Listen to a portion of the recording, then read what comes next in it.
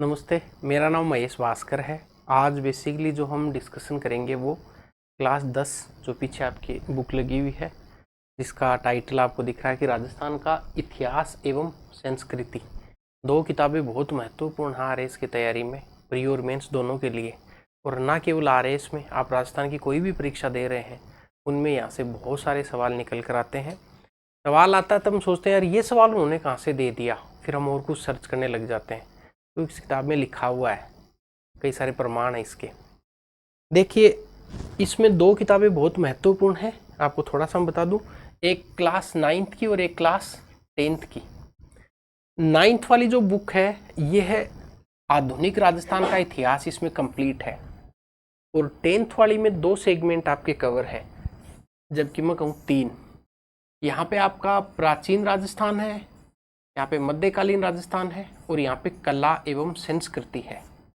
तो अगर आप प्राचीन, मध्य और आर्ट एंड कल्चर पढ़ना चाह रहे हैं तो आप 10वीं की पढ़ेंगे, और आप मॉडर्न राजस्थान अभी पढ़ना चाह रहे हैं तो आप क्लास 9th की किताब पढ़ेंगे। ठीक है, इस किताब में मजबूरी ये रहेगी कि मैं आपको रिवीजन के रूप में आपको करवाऊंगा, क्योंकि बेसिकली जो ड्रीम बैच चल रहा है, इस ड्रीम बैच में मैंने इन किताबों को कम्प्लीटली पढ़ाया है लाइन टू लाइन। अब हम उन चीज़ों को कवर कर लेंगे जो आपकी एक बार रिवीजन आपका पूरा का पूरा हो जाएगा। तो आप अगर इसमें इनरोल होना चाहते हैं तो इंडियन एजुकेटर पे आप जाएं और प्ले स्टोर से आप डाउनलोड कर लें, इस नंबर पे आप फ़ोन कर लें। और अगर प्री में आप इनरोल होना चाहते हैं तो एक बहुत शानदार बैच 1 तारीख से शुरू हो रहा है। इसमें उन्हीं टॉपिक्स को करवाया जाएगा जो टॉपिक आरएएस प्री के लिए मोस्ट इम्पोर्टेंट है। मैं ऐसा सोच रहा हूँ कि हम उस स्ट्रेटेजी के साथ में चलेंगे। तो रिवीजन के मोड में हम इन किताबों को लेंगे। ये जो आपकी बुक है जिसके बारे में हम चर्चा करने वाले हैं, इसमें आज हम 10th क्लास की किताब का कुछ पार्शन डिस्कशन करने वाले हैं। 1 से लेके 6 तक जो पेज हैं इस किताब में, उन पेजेज में आपके प्राचीन राजस्थान का इतिहास लिखा हुआ है। 7 से लगा के 28 तक जो पेजेज हैं, यहाँ पे आपका मध्यकाल का राजस्थान लिखा हुआ है। और फिर 29 से लेकर लगभग 136 के आसपास पेजेज तक आपके कला एवं संस्कृति लिखा हुआ है। तो हम देखिए 6 पेज में पूरा प्राचीन हो रहा है, सोचे क्वेश्चन बाहर आ नहीं रहा है। 28 पेज तक, 7 से 28 लगभग 20 पेज हुए हैं, इसमें आपका पूरा मध्यकाल पूरा हो रहा है।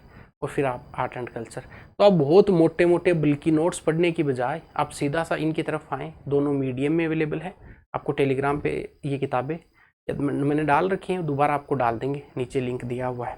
चलिए हम सीधा किताब की तरफ आते हैं।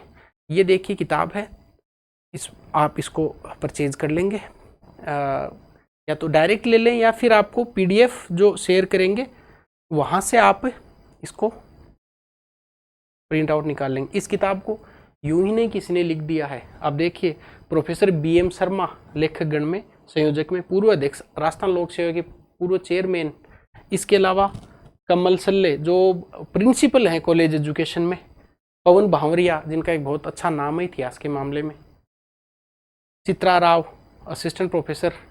इसके बाद में इस किताब का वापस संशोधन रूप डॉक्टर हुमरचंद जैन ने, हुकमचंद जैन का एक बहुत अच्छा नाम है, बहुत अच्छी किताबें आती हैं। जो हिंदी ग्रंथ अकादमी किताब है वो इन्हीं की आती है। इसके अलावा नयनलाल माली, अरविंद भास्कर, विश्व इतिहास की पूरे भारत में एक अच्छी किताब चलती है अरविंद जी की, तो ठीक है।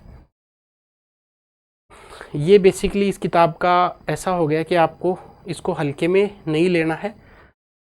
ये इसका कंटेस्ट है इस किताब का, ये अनुक्रमणिका लिखी हुई है इसकी। इसको मैं थोड़ा सा और दिखा देता हूँ आपको। सबसे पहले राजस्थान का इतिहास एक परिचय, जो अध्याय 1 है आपका, इस एक अध्याय में इन्होंने पूरा निपटा दिया है, जिसमें प्राचीन और मध्यकालीन दोनों आ जाएगा। जब आप पढ़ेंगे इसकी, जब बारीकियों में जाएंगे तब समझ में आएगा कि ये किताब यूं ही तो नहीं लिखी हुई है। उसके बाद में देखो, प्रमुख संत लोक देवता आ जाएंगे, उत्सव त्योहार मेले आ जाएंगे, वस्त्राभूषण आ जाएंगे, चित्रकला लोक कला, शिल्प कला आ जाएगा, स्थापत्य आ जाएगा, संगीत आ जाएगा, लोक नृत्य, लोकनाट्य, भाषा, साहित्य, पर्यटन और प्रमुख व्यक्तित्व है। इस किताब को देख के ऐसा लगता है कि जैसे ये किताब लिखी केवल अपने सिलेबस के लिए गई है। बहुत अच्छे तरीके से, शानदार तरीके से हम पढ़ेंगे तब आपको और इस किताब को अच्छे समझ में आ जाएगा। इसको पढ़ने के 2 तरीके हैं। पहला, हम डिटेल तो पढ़ेंगे ही, साथ में मैंने इसमें कुछ हाथ से नोट्स और बना लिए ताकि हमें रिवीजन में भी सहूलियत हो जाएगी। ये अध्याय फर्स्ट में ये मुख्य रूप से टॉपिक हैं जिनसे सवाल बन सकता है, हम उनको साथ में कवर करते चलेंगे। बहुत फास्ट में पढ़ाएंगे हम, ताकि रिवीजन हो जाए आपका, आप इरिटेट भी नहीं हो। और अभी चलते हैं। ये देखिए, यहाँ से शुरू होता पेज नंबर फर्स्ट क्या मानी, ये पेज नंबर आपका शुरू होता है यहाँ से एक ही है और अध्याय भी पहला ही है ना, पहला पेज पहला अध्याय। इस पूरे का अगर हम स्टडी करते हैं तो हमें कुछ बातें समझ में आती हैं। मैं एक बार रीड आउट करके बता दूं फटाफट आपको। इसमें लिखा हुआ है कि 1949 से पूर्व राजस्थान नाम से कोई भौगोलिक इकाई अस्तित्व में नहीं थी। राजस्थान नाम का कोई अस्तित्व नहीं था 1949 से पूर्व। हर एक लाइन काम की है। ऐसा माना जाता है कि 1800 ईस्वी में जॉर्ज थॉमस नाम के एक व्यक्ति हुए हैं, उन्होंने राजपुताना शब्द का प्रयोग किया था। और 29 में annals and antiquities of Rajasthan के लेखक कर्नल जेम्स टोड है। किताब भी पूछी जा सकती है, टोड के बारे में पूछा जा सकता है। इन्होंने रायथान या राजस्थान नाम रखा इस भौगोलिक इकाई के लिए। और फिर 30 मार्च जो राजस्थान दिवस मनाया जाता है 1949 को, पहली बार लीगली रूप से राजस्थान का नाम राजस्थान रखा गया। ये समझ में आ गया। तो यहाँ पे यही लिखा हुआ कि राजस्थान का परिचय, राजस्थान का नाम 1800 में राजपुताना जॉर्ज थॉमस ने, 1829 में रायथान या राजस्थान नाम किसने रखा, कर्नल जेम्स टोड ने। बुक थी the annals and antiquities of Rajasthan, 1829 की किताब है, मोस्ट इंपोर्टेंट है, अंडरलाइन करेंगे आप अपनी किताब। और फिर 1949 30 मार्च 1949 राजस्थान दिवस मनाया जाता है, राजस्थान के एकीकरण में पढ़ेंगे, तब इस भौगोलिक के लिए राजस्थान नाम रख दिया। समझ में आ गया। तो इससे तो अपने को ये समझ में आया है। अब ये जो पूरा पैराग्राफ है, ये पूरा पैराग्राफ हमें बताएगा कि राजस्थान के अंदर, आपने राजस्थान के भूगोल में पढ़ा होगा, कांठल के बारे में पढ़ा होगा, आपने जांगल के बारे में पढ़ा होगा, आपने हाड़ौती के बारे में पढ़ा होगा, आपने शेखावाटी के बारे में पढ़ा होगा, आपने वागड़ के बारे में पढ़ा होगा। ये जो छोटे छोटे क्षेत्रों के नाम हैं, इनके उल्लेख किए गए हैं। तो आपने भले ही 20, 30, 50 नाम पढ़े होंगे, पर इसमें जो नाम दिए गए ये बहुत इंपॉर्टेंट है, इनको याद रखना बहुत जरूरी है। प्राचीन साहित्य और अभिलेखों में वर्तमान राजस्थान के विभिन्न क्षेत्रों के भिन्न भिन्न नाम मिलते हैं। कहाँ पे मिलते हैं? साहित्य और अभिलेखों में। कुछ क्षेत्र उनकी भौगोलिक विशेषताओं के आधार पर, कुछ क्षेत्र वहां बसी जातियों के नाम पर जाने जाते हैं। ये सवाल आ सकता है परीक्षा में कथन के रूप में कि ये भौगोलिक क्षेत्रों के जो नाम रखे हैं किस आधार पर रखे हैं।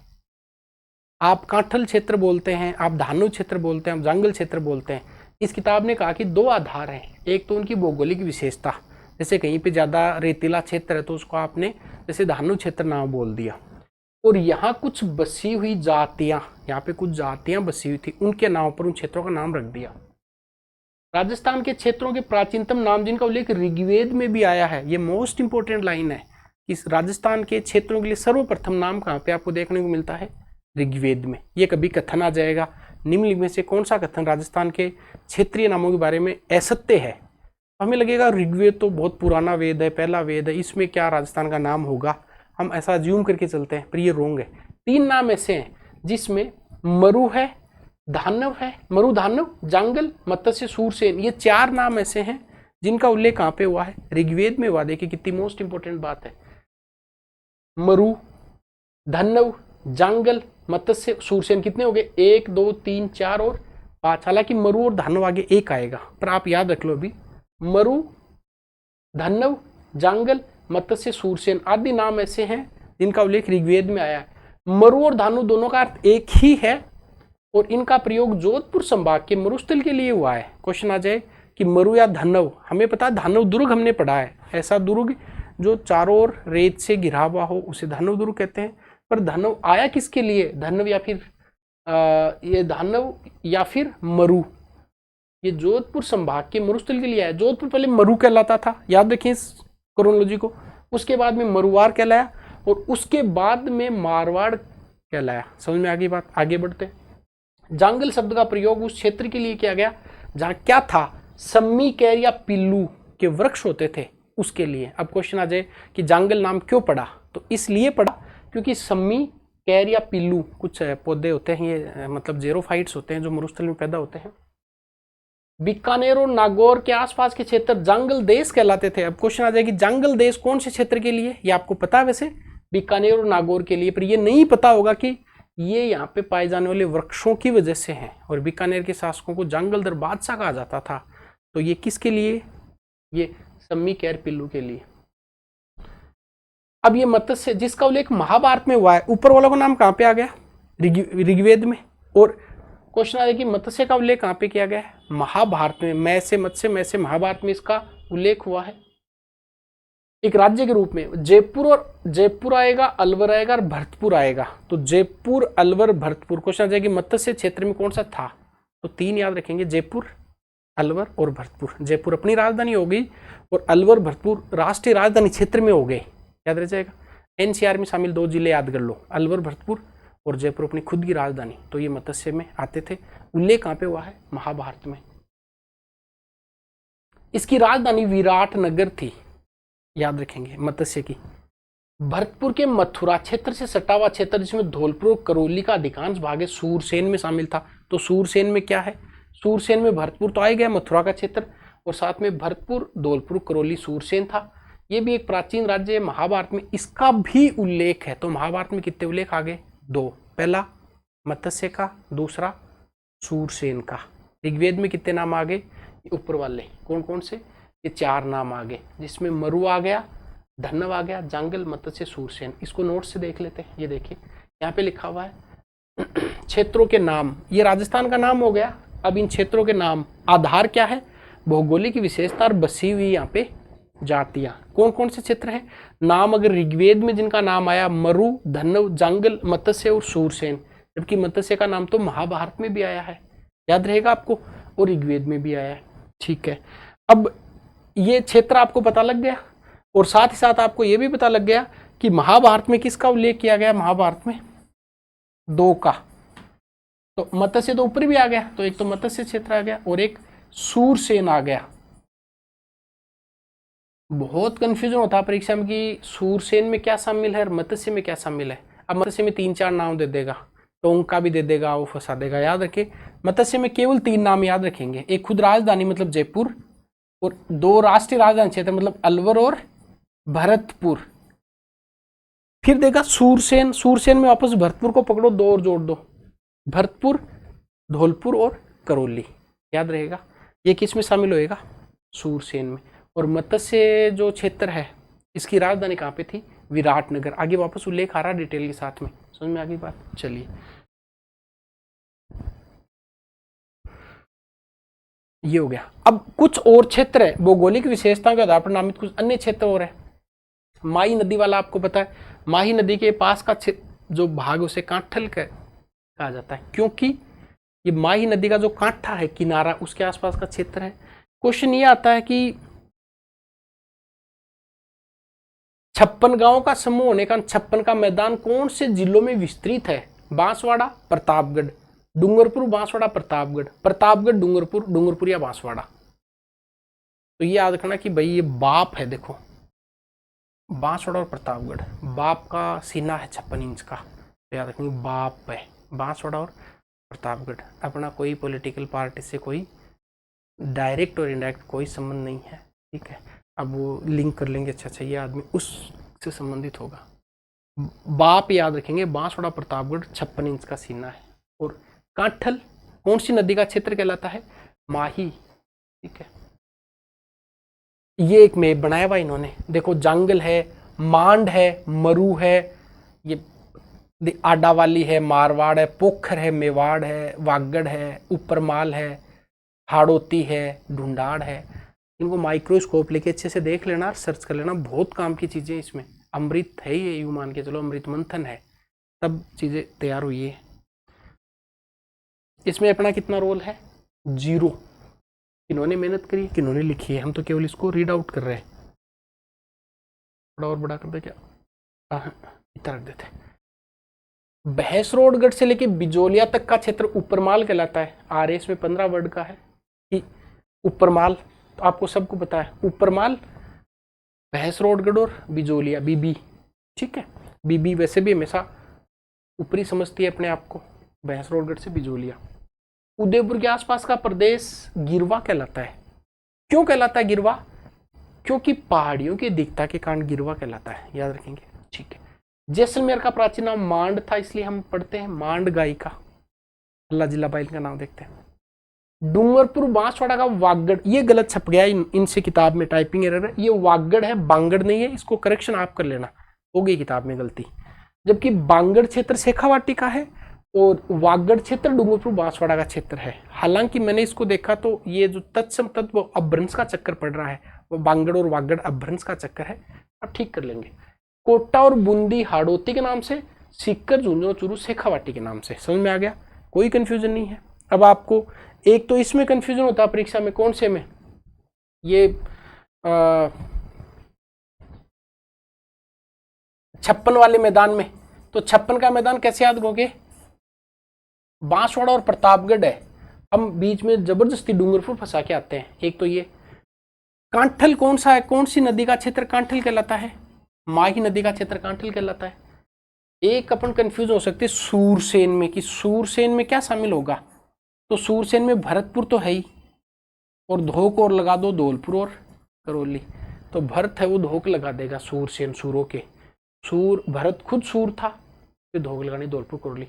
और मत्स्य में क्या शामिल है, 3, जयपुर, अलवर, भरतपुर। राजधानी कहाँ थी, विराटनगर। यहाँ पे इतना दिया हुआ है।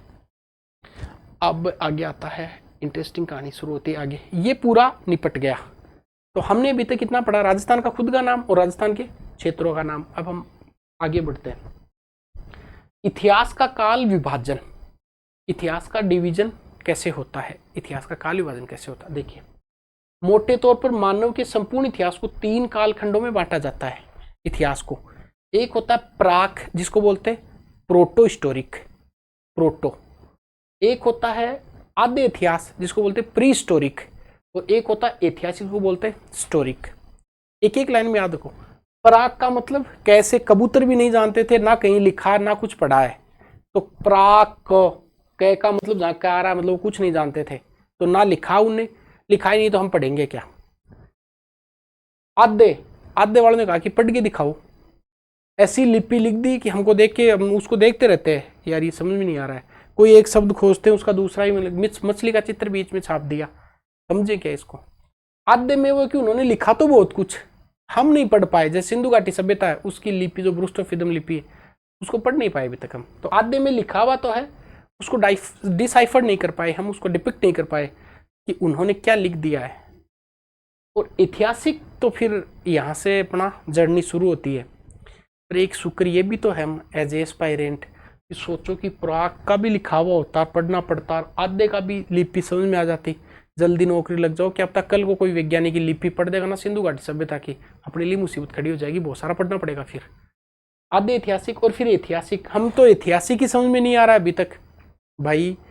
अगर पूरा इस इतिहास को जोड़ें तो लाखों वर्षों का इतिहास है, और हम कितना पढ़ते हैं, हम पहली शताब्दी से लेके और अभी 2025 तक का मान लो, तो हम तो ये 2000 साल का ही नहीं पढ़ा जा रहा है, ये लाख वर्ष वाला और आ गया अभी कभी चर्चा में कि भाई पढ़ दी लिपि, तो फिर दिक्कत हो जाएगी खड़ी।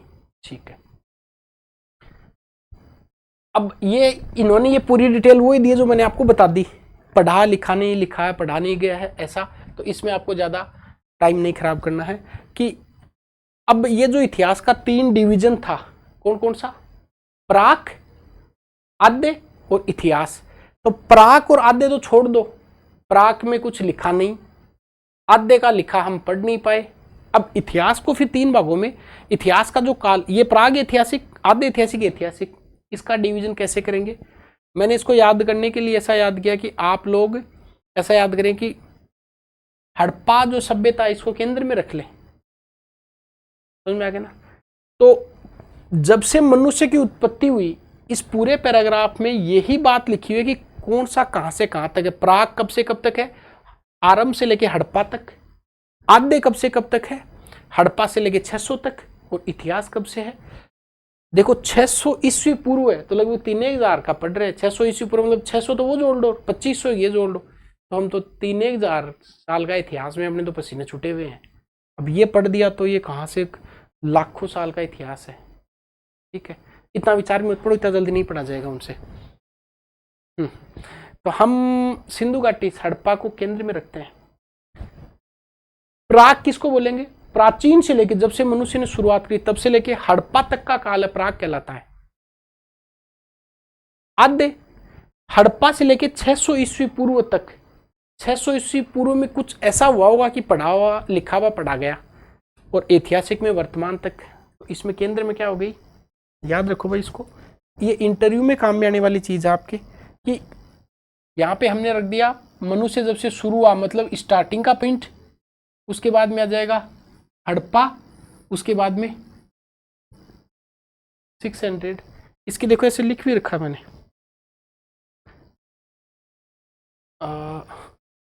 कहीं लिखा हुआ तो था यार, चलो नहीं लिखा होगा।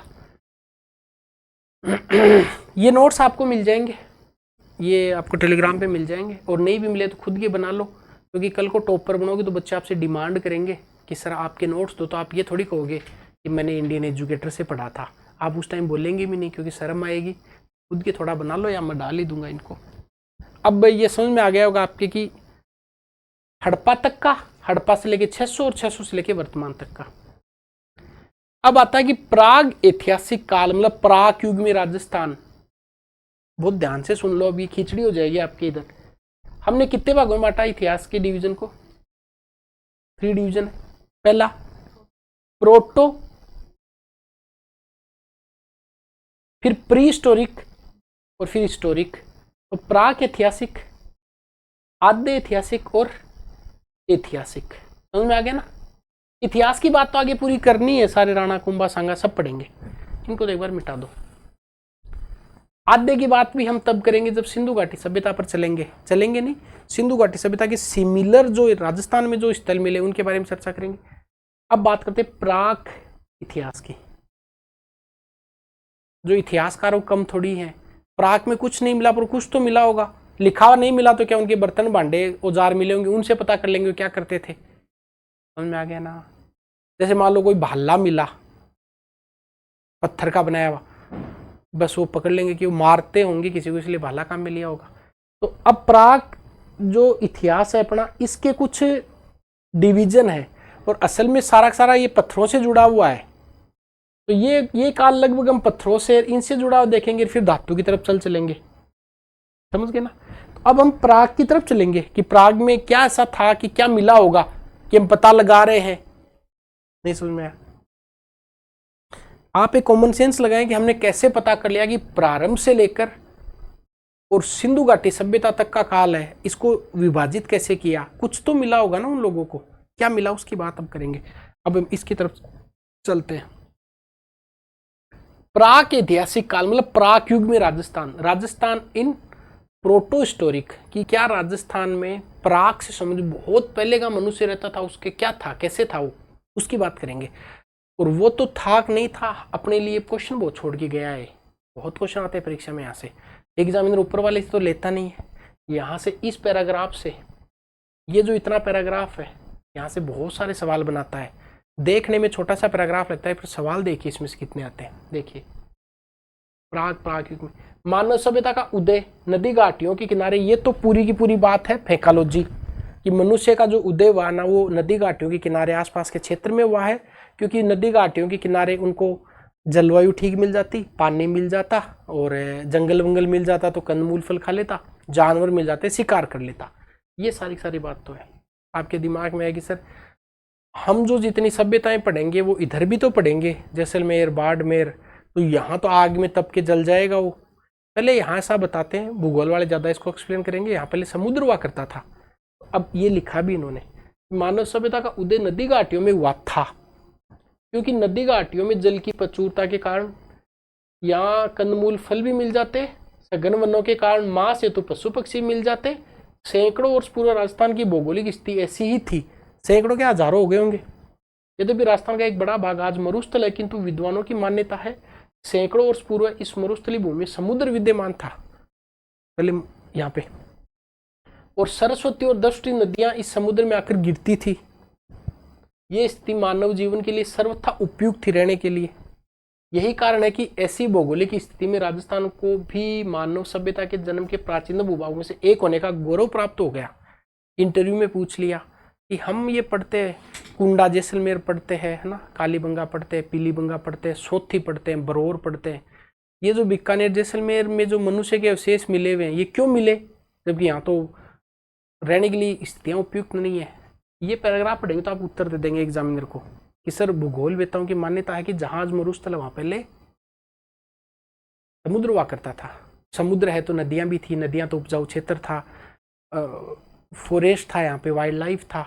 तो ये आपके पास जवाब हो गया होगा। इसीलिए तो आक्कलूड फॉसिल पारक ये पढ़ते हैं, है ना, ऐसा कुछ भूगोल में आप और देखना। ये स्थिति मानव जीवन के लिए सर्वोपयुक्त यही कारण है कि ऐसी भौगोलिक स्थिति में राजस्थान को भी मानव सभ्यता के प्राचीन गौरव प्राप्त हुआ है। मानव सभ्यता के उद्भव के इस काल को पाषाण काल कहते हैं। सबसे पहले मनुष्य का उद्भव हुआ पत्थर के साथ हुआ, आज भी पत्थर के साथ है। समझ में आ गया ना। कोई बोलने में पत्थर मारता है, कोई औजार कहाँ में लेता पत्थरों के। इन 3 भागों में बांटा गया इसे। पाषाण काल इतना बड़ा काल है, सोच के देखिए आप। पूर्व पाषाण, मध्य पाषाण और उत्तर या फिर नव पाषाण। फिर पूर्व पाषाण को खुद को 3 भागों में बांटा गया है। बुखार आ जाएगी आपके, इतना बड़ा है ये पाषाण काल। पर भला हो अभी तक कि ज्यादा कुछ नहीं खोजा गया है, इसलिए हम बचे हुए हैं। आधे पैराग्राफ में निपटा रहे हैं इसको। सोच के देखिए, 1 लाख पूर्व का जो इतिहास है उसको 1.5 पेज में पढ़ रहे हैं, और 2500 वर्ष का इतिहास है वो हम 137 पेजों में पढ़ रहे हैं। सोच के देखिए, वो इसीलिए क्योंकि अभी तक खोज नहीं हुई है। तो संकट में है आपका जीवन, फटाफट पढ़ के परीक्षा निकाल लो, रोज नहीं खोजे होंगे। उस सिंधु घाटी सभ्यता में जिस दिन लिपि को पढ़ लिया उस दिन आप फिर दयाराम साहनी से संपर्क करना पड़ेगा आपको भी। ठीक है, देखो पूर्व पाषाण काल।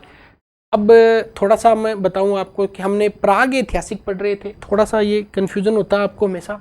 हमने इतिहास को 3 भागों में बांटा था। कितने भागों में? 3। कौन कौन सा बताओ? प्राग कैसे कबूतर भी नहीं जानता था, आद्य और इतिहास। इतिहास की बात तो आगे करनी है, पहले इसको निपटाओ कि प्राग में क्या था। प्राग कुछ नहीं जानता था। कैसे कुछ नहीं जानना? काम किसका लेता था वो? पत्थर काम में लेता था पूरा का पूरा। फिर इसलिए इस प्राग को कितने भागों में बांट के पढ़ेंगे हम? 3 भागों में। पूरा पाषाण, मध्य पाषाण और नव पाषाण। फिर आगे आएंगे आधे में। जैसे ही आधे में आएंगे तब हम मेटल की तरफ शिफ्ट हो जाएंगे, धातु का यूज करना शुरू कर देंगे। समझ में आ रहा है क्या ये जो स्टोरी है? सबसे पहले इतिहास को 3 भागों में बांटा है, और फिर ये पहले वाला जो इतिहास है इसको 3 भागों में बांट रहे हैं। समझ में आ गई? चलिए अब आते हैं सर पूर्व पाषाण काल, मतलब पत्थर से पहले वाला काल, फिर मध्य पाषाण और फिर नया पाषाण। अब अगली 10 मिनट के लिए बहुत कंसंट्रेट करेंगे, यहाँ से खूब सवाल बनते इस पेज से। टोटली 8-9 लाइनों से बहुत सारे क्वेश्चन बनते हैं। पढ़ते हैं। राजस्थान में मानव का उदय कब हुआ ये निश्चित रूप से ज्ञात नहीं है, ठीक, लेकिन यहाँ विभिन्न क्षेत्रों में हुए उत्खनन, खुदाई हुई से प्राप्त पाषाण, विशेष रूप से क्वार्टजाइज पत्थर के अनेक उपकरण ज्ञात हुए। क्वेश्चन दे देगा पहला कि पूर्व पाषाण काल में मनुष्य के जो औजार उपकरण थे वो किससे बने होते थे? क्वार्टजाइट के। ठीक है, तो इसमें जो काम की बात है ये है कि पूर्व पाषाण काल में मनुष्य के औजार किसके बने होते थे? क्वार्टजाइट के। ये विशेष प्रकार क्या है? पत्थर। पत्थर से आज से लगभग 2 या 1.5 लाख वर्ष पहले की बात है। ये नहीं कि आप तो 1885 कांग्रेस से लेकर 1900 का पूरा काल पढ़ते पढ़ते हम दम तोड़ देते। 1.5 लाख वर्ष पूर्व राजस्थान में एक मानव संस्कृति विद्यमान थी, 1.5 या 2 लाख वर्ष पहले। ये एक क्रांति है, ये क्वेश्चन की भी क्रांति है। 1870 में एक व्यक्ति थे जिनका नाम था C.A.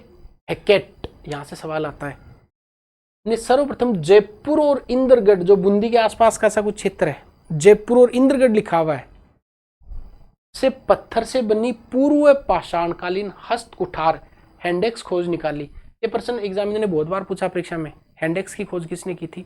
C.A. हैकेट ने। कब करी थी? 1870 में। कहां से? जयपुर और इंद्रगढ़, दोनों ऑप्शन में दे देगा, जयपुर और इंद्रगढ़ ऐसा ऑप्शन ग्रुप में। ठीक है साहब। इसने हाथ, हैंडेक्स क्या होती है? वो जैसा आप समझते हैं वैसा कुछ नहीं, कोई पत्थर का बना हो, कोई एक कुल्हाड़ी टाइप का होगा। कुल्हाड़ी भी क्या होगी? होगा कोई ऐसे मारने के लिए कि जानवर की आंख वाँख पे क्या मारते तो मर जाता, ऐसा ही था। थोड़ा समय निकला, फिर एक का और सटक गया, नाम था सेटनकार। कि जब हेकेट खोज सकता है तो मैं भी खोज के दिखाऊं कुछ। सेटनकार गए झालावाड़ में, और झालावाड़ से इस युग के अनेक उपकरण खोज निकाले। तो एक तो जयपुर में, एक इंद्रगढ़ में, और फिर झालावाड़ में उपकरण खोज दिए। इसके बाद हुआ सिस्टमेटिक काम शुरू। जब इन्होंने शुरुआत कर दी तब सिस्टमेटिक काम शुरू हुआ। और यहाँ पे 3 ग्रुप चर्चा में आए। ये भी सवाल आया परीक्षा में। एक भारतीय पुरातत्व विभाग न्यू दिल्ली में जो है, आपको पता है कि कनिंगम को इसका प्रथम अध्यक्ष बनाया गया था क्या, कार्लाइल के प्रयास से ऐसा कुछ बना था। एक जो डेक्कन कॉलेज है पूना, इसके थे जो जिनका नाम पढ़ते ना वीएन मिश्र, वीरेंद्र नाथ मिश्र, ये डेक्कन कॉलेज के आदमी थे, यहाँ के खुदाई कर रहे थे। बताओ इनको क्या पड़ी थी, पूना में अच्छी जलवायु में रहते और काम कर रहे थे। और फिर राजस्थान वाले, राजस्थान पुरातत्व एवं संग्रहालय विभाग के ये आए। एक तो आरसी अग्रवाल है जिनका नाम आपने खूब सुना है, एक डॉक्टर विजय कुमार और एक हरीश चंद्र मिश्र। कितने नाम हो गए देखो, 1 2 3 4 लोगों ने प्लानिंग से योजनाबद्ध तरीके से खुदाई शुरू करी। और पूर्व पाषाणकालीन सभ्यता और संस्कृति विभिन्न पक्षों को सामने लाने में सराहनीय योगदान किया। सराहो इनके योगदान को आप। और इनके प्रयत्न से राजस्थान में अजमेरी याद नहीं करना जिले, अजमेर, अलवर, चित्तौड़, भीलवाड़ा, जयपुर, झालावाड़, जालौर, जोधपुर, पाली, टोंक आदि क्षेत्र में नदियां कौन सी, चंबल और बनास, ये 2 नदियां याद कर लो कि राजस्थान में पूर्व पाषाण काल से संबंधित कौन सी 2 नदियां हैं, चंबल और बनास। और इनकी जो सब्सिडरी जो रिवर है, सहायक नदियां हैं, ट्रिब्यूटरीज जो हैं, उन नदियों के किनारे बहुत सारे उपकरण मिले। अब एक आदमी आए जिनका नाम था बी ओलचीन। एक तो आगे सीए हेकेट आगे, एक आगे सेटनकार आगे, एक आगे ओलचीन। ओलचीन ने कहा कि मैं भी कुछ खुदाई करूंगा। तो ओलचीन जालोर में गए, बी ओलचीन। स्पष्ट है कि संपूर्ण भाग पूर्व पाषाण संस्कृति का प्रसार क्षेत्र था। कितनी मोस्ट इंपोर्टेंट बात, आप इसको अगर आप समझ पा रहे हो तो मैं आपको नोट्स में दिखा देता हूं। देखिए, प्राग ऐतिहासिक काल, इसको पढ़ते हैं पूरा का पूरा, अभी आपके समझ में आ जाएगा। वन जल शिकार आदि होने की वजह से पहले मरुस्थल था, पहले समुद्र था, आज मरुस्थल है, परंतु पहले नहीं था। और प्राग ऐतिहासिक को पूर्व, मध्य, फिर नव में हम बांट के देखेंगे पाषाण युग में। अब आते हैं पूर्व पाषाण युग की तरफ, है ना। पूर्व पाषाण में औजार देखेंगे किसके बने थे, कुछ व्यक्ति थे, कहां से खोजार, प्लानिंग कैसे करी। औजार थे वो क्वार्टजाइट पत्थर के बने होते थे, 1.5 या 2 लाख साल पहले की बात है। तो औजार किसके थे, क्वार्टजाइज के, क्वार्टर नहीं क्वार्टजाइज, ठीक है। पर्सन्स, व्यक्ति कौन कौन थे याद रखो, सीए हेकेट थे, सेटनकार थे, बी ओलचीन थे। ये मिलान करवा लेता है। ओलचीन ने कहाँ पे काम किया, अब ले आप कैसे भी नोट्स पढ़ते हैं पर समझ में आती नहीं चीजें, यहाँ लिखी हुई है, फिर आप अनाव से खुदाई करने लग जाते हो, यार ये कहाँ से पूछ लिया ओलचीन। ओलचीन यहाँ लिखा हुआ है और दूसरे पेज पे लिखा हुआ है। ओलचीन ने जालोर में खुदाई का काम किया, सेटनकार का सटक गया, ये झालावाड़ गया। और ये जो सीए हेकेट है तो बहुत पीछे पड़े रहते हैं बच्चों के, यहाँ से सवाल आता है। 1870 में सीए हेकेट ने जयपुर और इंद्रगढ़ किसकी खोज की, हैंड एक्स की। एक्स मानी क्या होता है, ये मीनिंग तो आपको सबको पता है, कुल्हाड़ी, हस्त कुठार। तो चाहे तो हैंड एक्स आए चाहे हस्त कुठार है। कुछ सवाल है क्या भाई, मैंने बूंदी पढ़ा है, हो सकता है कि जयपुर के आसपास का ऊपर आपको ऑप्शन में देगा जयपुर और इंद्रगढ़, ये दोनों एक जगह एक साथ ही लिखा हुआ है। हाँ ठीक है, कितनी चीजें याद हुई आपके अभी। पूर्व पाषाण काल जो है ये 1.5 से 2 लाख वर्ष पहले का है। और इसके जो उपकरण किससे बने होते थे, क्वार्टजाइट के, है ना। और व्यक्ति कौन कौन थे, सी हेकेट थे, सेटनकार थे, ओलचीन थे। ओलचीन का संबंध जालोर से, सेटनकार का संबंध झालावाड़ से, और सी हेकेट का संबंध कहाँ से था, जयपुर, बूंदी।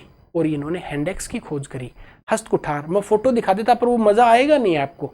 ऐसे एक लंबा सा वो है, पत्थर का टुकड़ा सा है, आप समझ लो।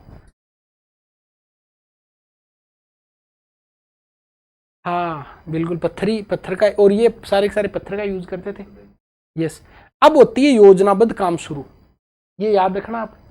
योजनाबद्ध में पहले पिक्चर में आप भारतीय पुरातत्व एवं सर्वेक्षण विभाग नई दिल्ली, फिर डेक्कन कॉलेज, और फिर राजस्थान पुरातत्व संग्रहालय विभाग।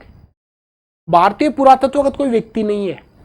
डेक्कन कॉलेज का व्यक्ति है वीरेंद्र नाथ मिश्र, और राजस्थान के 3 व्यक्ति हैं, आर.सी. अग्रवाल, विजय कुमार और हरीश चंद्र। याद रहेगा कौन कौन?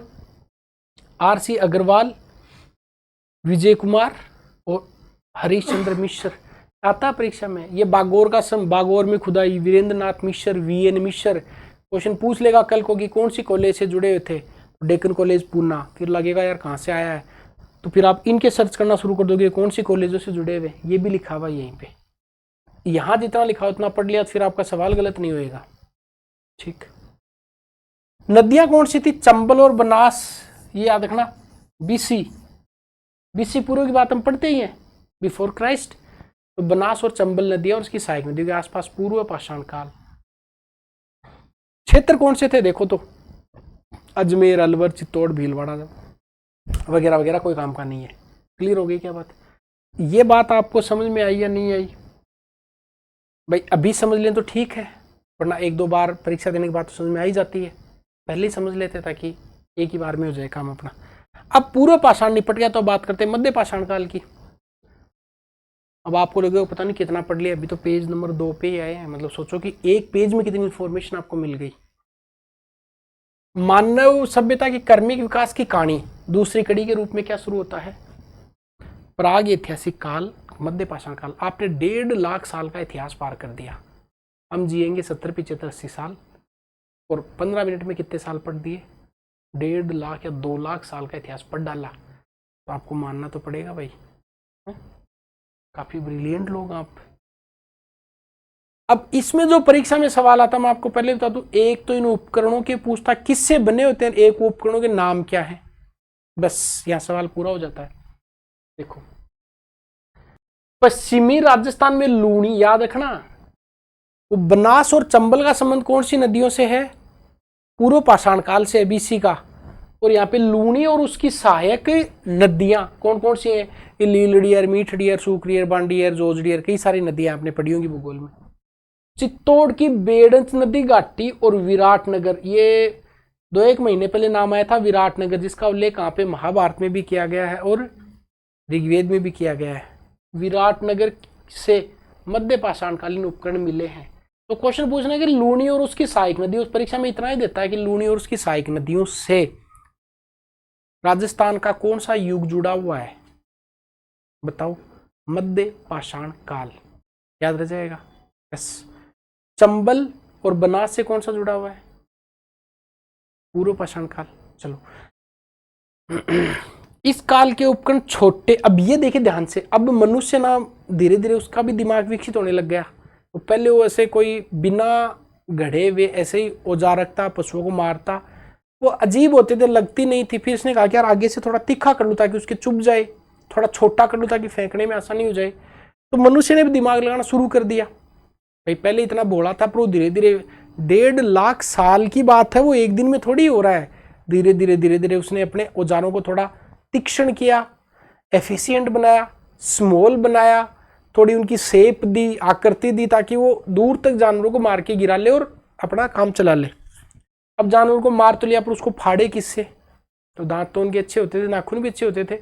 फाड़ने के लिए फिर कहा कि यार कोई ब्लेड टाइप का बनाते हैं ताकि फाड़ लेंगे। कुछ कहा कि कुछ ऐसे क्रिसेंट, आधा कटा चंदा टाइप बना लेते ताकि उसको फेंकेंगे तब जानवर के चुभ जाएगा वो। कुछ ऐसे और टाइप के हम बना लेते हैं, पॉइंटर बना लेते हैं ताकि सीधा पॉइंट कर दे, मार दे। ब्लेड ले लेते हैं ताकि मारने के बाद में फाड़ दे। कुछ ट्रायंगल बना लेते हैं कि एक कोना पकड़ के फेंकेंगे तो जाके चुभ जाएगा जानवर के, मर जाएगा। तो इस प्रकार के उसने पूर्व पाषाण काल में केवल हस्त कुठार मिली है। पता नहीं वो सर फोड़ता था क्या उस हस्त कुठार से। अब धीरे धीरे डेवलप हो गया है वो। क्या क्या बना? इस काल के उपकरण कैसे थे? छोटे थे, हल्के थे और कुशलता से निर्मित थे ये उपकरण। अब ये जो मटेरियल क्या यूज होता था, वहां तो केवल क्या यूज हो रहा था? पत्थर तो था, यहाँ भी क्वार्टजाइट यूज होता था। या क्वार्टजाइट तो है ही है, साथ में कुछ और चीजों का यूज भी किया जाने लग गया। बहुत बेहतरीन। पहला jasper, agate, chert, carnelian, quartzite, chalcedony आदि। भाई इतने नाम याद नहीं है तो ऑप्शन 4-5 एक साथ देगा आपको परीक्षा में, ध्यान रखें। वो देगा जेस्पर, अगेट, चर्ट, कार्नेलियन। ये जो उपकरण है कौन से काल की विशेषता है बता देंगे, मध्य पाषाण काल की है। इससे भी इंपॉर्टेंट ये चीज है, कौन सी, ये वाली। ये क्या क्या होता था, एक तो ब्लेड होती थी, इग्रेवर होता था,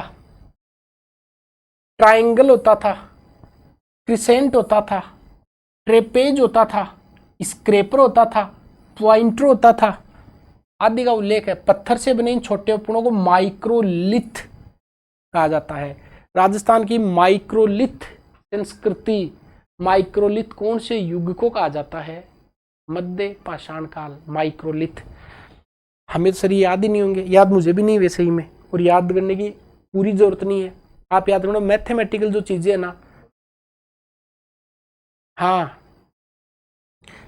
हाँ, दूसरी बात है कि मरुस्थल क्षेत्र से मिल रहे हैं तो ओबीसी बात है, इनका आकार, इनकी शेप अलग टाइप की होगी। और इसमें भी अगर ये समझ में नहीं आता तो एक चीज तो याद कर लो ना, मैथ्स में हम ट्रायंगल काम में लेते हैं, क्रिसेंट जो चंदा होता है वो काम में लेते हैं, ट्रेपेजियम लेते हैं, और ड्राइवॉक्स से ट्रेपेजियम याद कर लो। ये तीन याद कर लो कि तो हाँ पॉइंटर याद कर लो। इंग्लिश वाले नाम अगर देता है तो आप याद रख लेंगे कि इंग्लिश वाले नाम है जो ट्राइंगल है, क्रिसेंट है, ट्रिपेज है, स्क्रेपर है, ये मध्य पाषाण काल की विशेषता है। और माइक्रो का मतलब छोटा होता है, मैक्रो का मतलब बड़ा होता है। तो उपकरण कैसे थे, छोटे, छोटे का मतलब ये माइक्रो थे, इसलिए इस संस्कृति को माइक्रोलिथिक बोलते हैं। ये आपको याद रखना पड़ेगा। समझ में आ गई बात? ये तो माइक्रोलिथिक। अब मैं मेरे नोट से आपको दिखा देता हूँ, ये देखिए। अब आते हैं मध्य पाषाण काल, समझ में आ गया ना, मध्य पाषाण काल। तो देखिए मध्य पाषाण काल, इसको बोलते हैं माइक्रोलिथ। औजार किसके बने होते थे ये आपको समझ में आ गया, जेस्पर, अगेट, चर्ट, कॉर्नेलियन, क्वार्जाइस, कैल्सिडोनी, इनके बने होते थे। दूसरी बात, उदाहरण क्या क्या है, ब्लेड है, इग्रेवर है, ट्रायंगल है, क्रिसेंट है, ट्रिपेज है, स्क्रेपर है और पॉइंटर है, ये काम में लेता था। कहाँ मिला ये, लूणी व सहायक नदियां, चित्तौड़, बेडस, विराटनगर। लूणी वाला बहुत परीक्षा में देता है। चंबल का संबंध कहां से है, राजस्थान की शायद सबसे लंबी नदी चंबल नदी है, उसका संबंध है पूर्व पाषाण काल से। लूणी का संबंध किससे है, मध्य पाषाण काल से। माइक्रोलिथिक कल्चर कौन से काल को कहा जाता है, मध्य पाषाण काल को माइक्रोलिथिक कल्चर कहा जाता है। समझ में आ गई बात ये? अब आगे बढ़ जाए, चलो।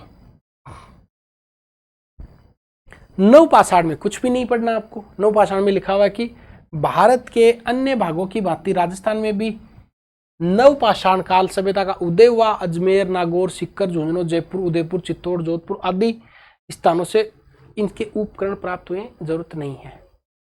तो तीनों काल हो गए, ठीक है।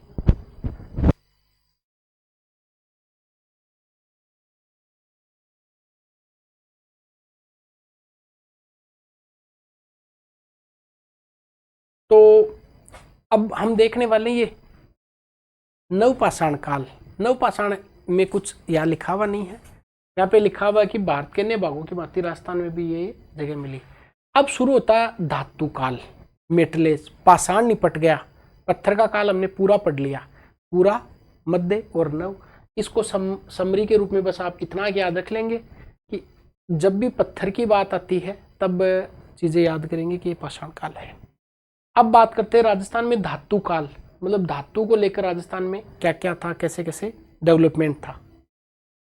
तो ताम्र पाषाण, ताम्र पाषाण, ताम्र कांस्य काल, क्योंकि जब भी काल आएगा वो एक साथ नहीं आएगा, वो ट्रांजेक्शनल फेज में चलेगा। पत्थर भी यूज करता था मनुष्य, थोड़ा समझदार हुआ तो तांबा भी यूज करने लग गया।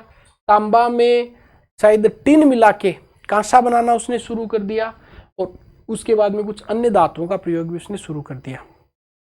ठीक। अब देखिए इसको पढ़ते हैं। ताम्र पाषाण, ताम्र एवं ताम्र कांस्य काल, ये इसकी हेडिंग है यहाँ पे, यहां से। धातु काल के अंतर्गत राजस्थान के भी अनेक स्थानों पे ताम्र पाषाण एवं ताम्र काल के अवशेष मिले, जो तत्कालीन युग में राजस्थान के मानव के सांस्कृतिक विकास पर पर्याप्त प्रकाश डालते हैं। राजस्थान की ताम्रकालीन संस्कृति प्राचीन स्थलों में अभी कौन से हैं? देखो, राजस्थान में ताम्रकालीन संस्कृति गणेश्वर, ठीक है, जो सीकर या फिर नीम का थाना याद करेंगे अभी, कालीबंगा, गिलूंड, आहड़ व झाड़ोल, पिंड पांडलिया। परीक्षा में पिंड पांडलिया कहाँ स्थित है? तो पिंड पांडलिया, पिंड को तोड़ना है, चित्तौड़। कुराड़ा, कुराड़ा नागौर में। साबणिया व पुगल बीकानेर में। नंदलालपुरा, किरारोथ और चीथवाड़ी ये जयपुर में स्थित है। एलाना जालोर में। बूढ़ा पुष्कर अजमेर में। कोल माहौली सवाईमाधोपुर में। मल्लाह भरतपुर में। अब ये नाम अगर दे दिया उस दिन छुट्टी हो जाएगी, फिर आप सर्च करने लगेंगे और ये नाम कहाँ से आ गए। ये नाम है राजस्थान के धातु युग में स्पेशली कौन से ताम्र पाषाण और ताम्र कांस्य काल के नाम है। मिलान करवाएगा परीक्षा में, ठीक है। क्या क्या? सबसे पहला नाम 4-5 तो आपको याद है, मैं याद करवा देता हूँ, अभी ठीक लगाते देखो।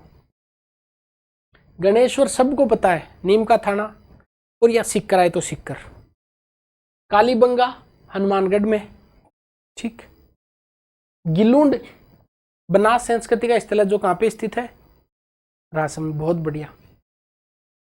आहड़ व झाड़ोल, झाड़ोल हल्दी के लिए प्रसिद्ध है और आहड़ उदयपुर में। ये पिंड पांडलिया आपको कुछ लोगों को नया मिला होगा।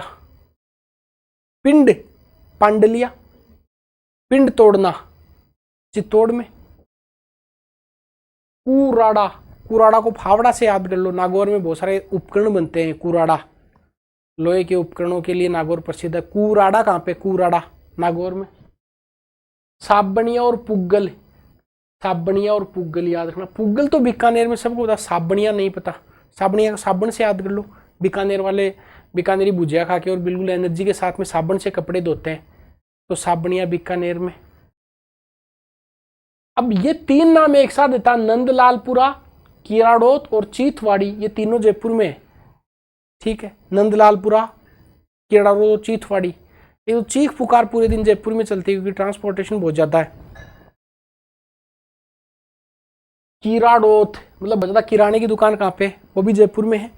और एक जगह नंदलालपुरा, भाई इसको कैसे याद हो गया आप थोड़ा देख लो, नंदलालपुरा भी जयपुर में।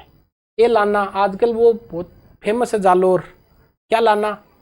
पेपर लेके आना, तो ए लाना जालोर में है। ए लाना जालोर, जालोर वाले नाराज नहीं होंगे, ट्रिक तो जो बनेगी वो लगा लेंगे। बूढ़ा पुष्कर, पुष्कर अजमेर, तो बूढ़ा पुष्कर भी अजमेर में हो गया। कोल माहौली, कोल माहौली, माहौल कहाँ बनेगा? सवाईमाधोपुर में जाके बनेगा। तो पूछेगी कोल माहौली कहाँ पे? सवाईमाधोपुर में है।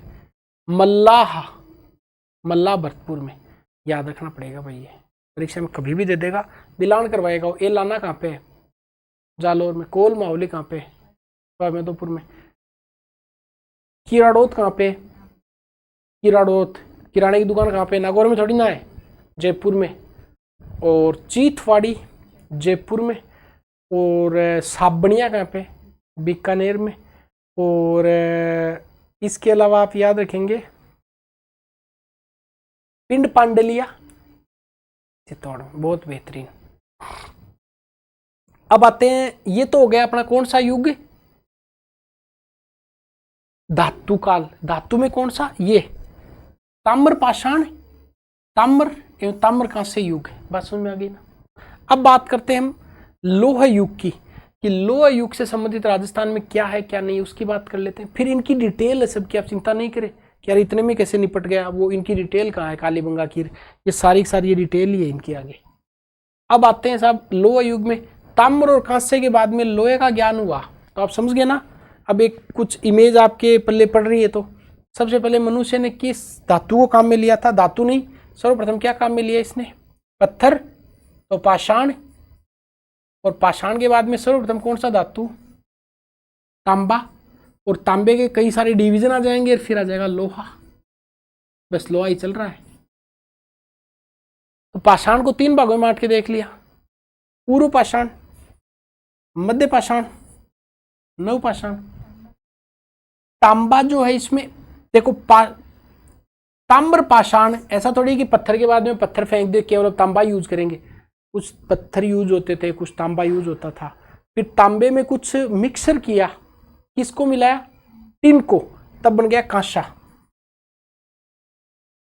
तो तांबा देखेंगे, फिर कांसा देखेंगे, और फिर आ जाएंगे लोहे की तरफ। बस लोहा ही चल रहा है। इसके स्थल हमने सारे देख लिए, ठीक।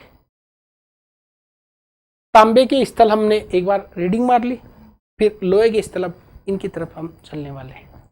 चलिए, लोहा,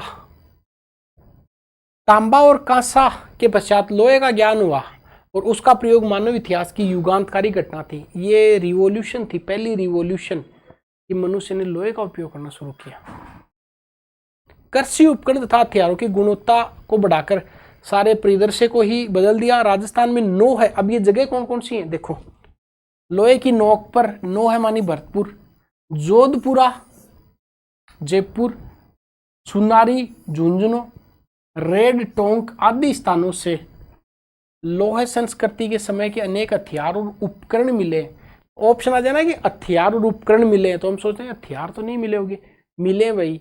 यूपीएससी से आप, यूपीएससी की जो परीक्षा होती है आईएएस की, वो तो आपको इसी पेज में इतना फंसा दे जिसकी कोई सीमा नहीं है, हर एक वर्ड से क्वेश्चन बनता है।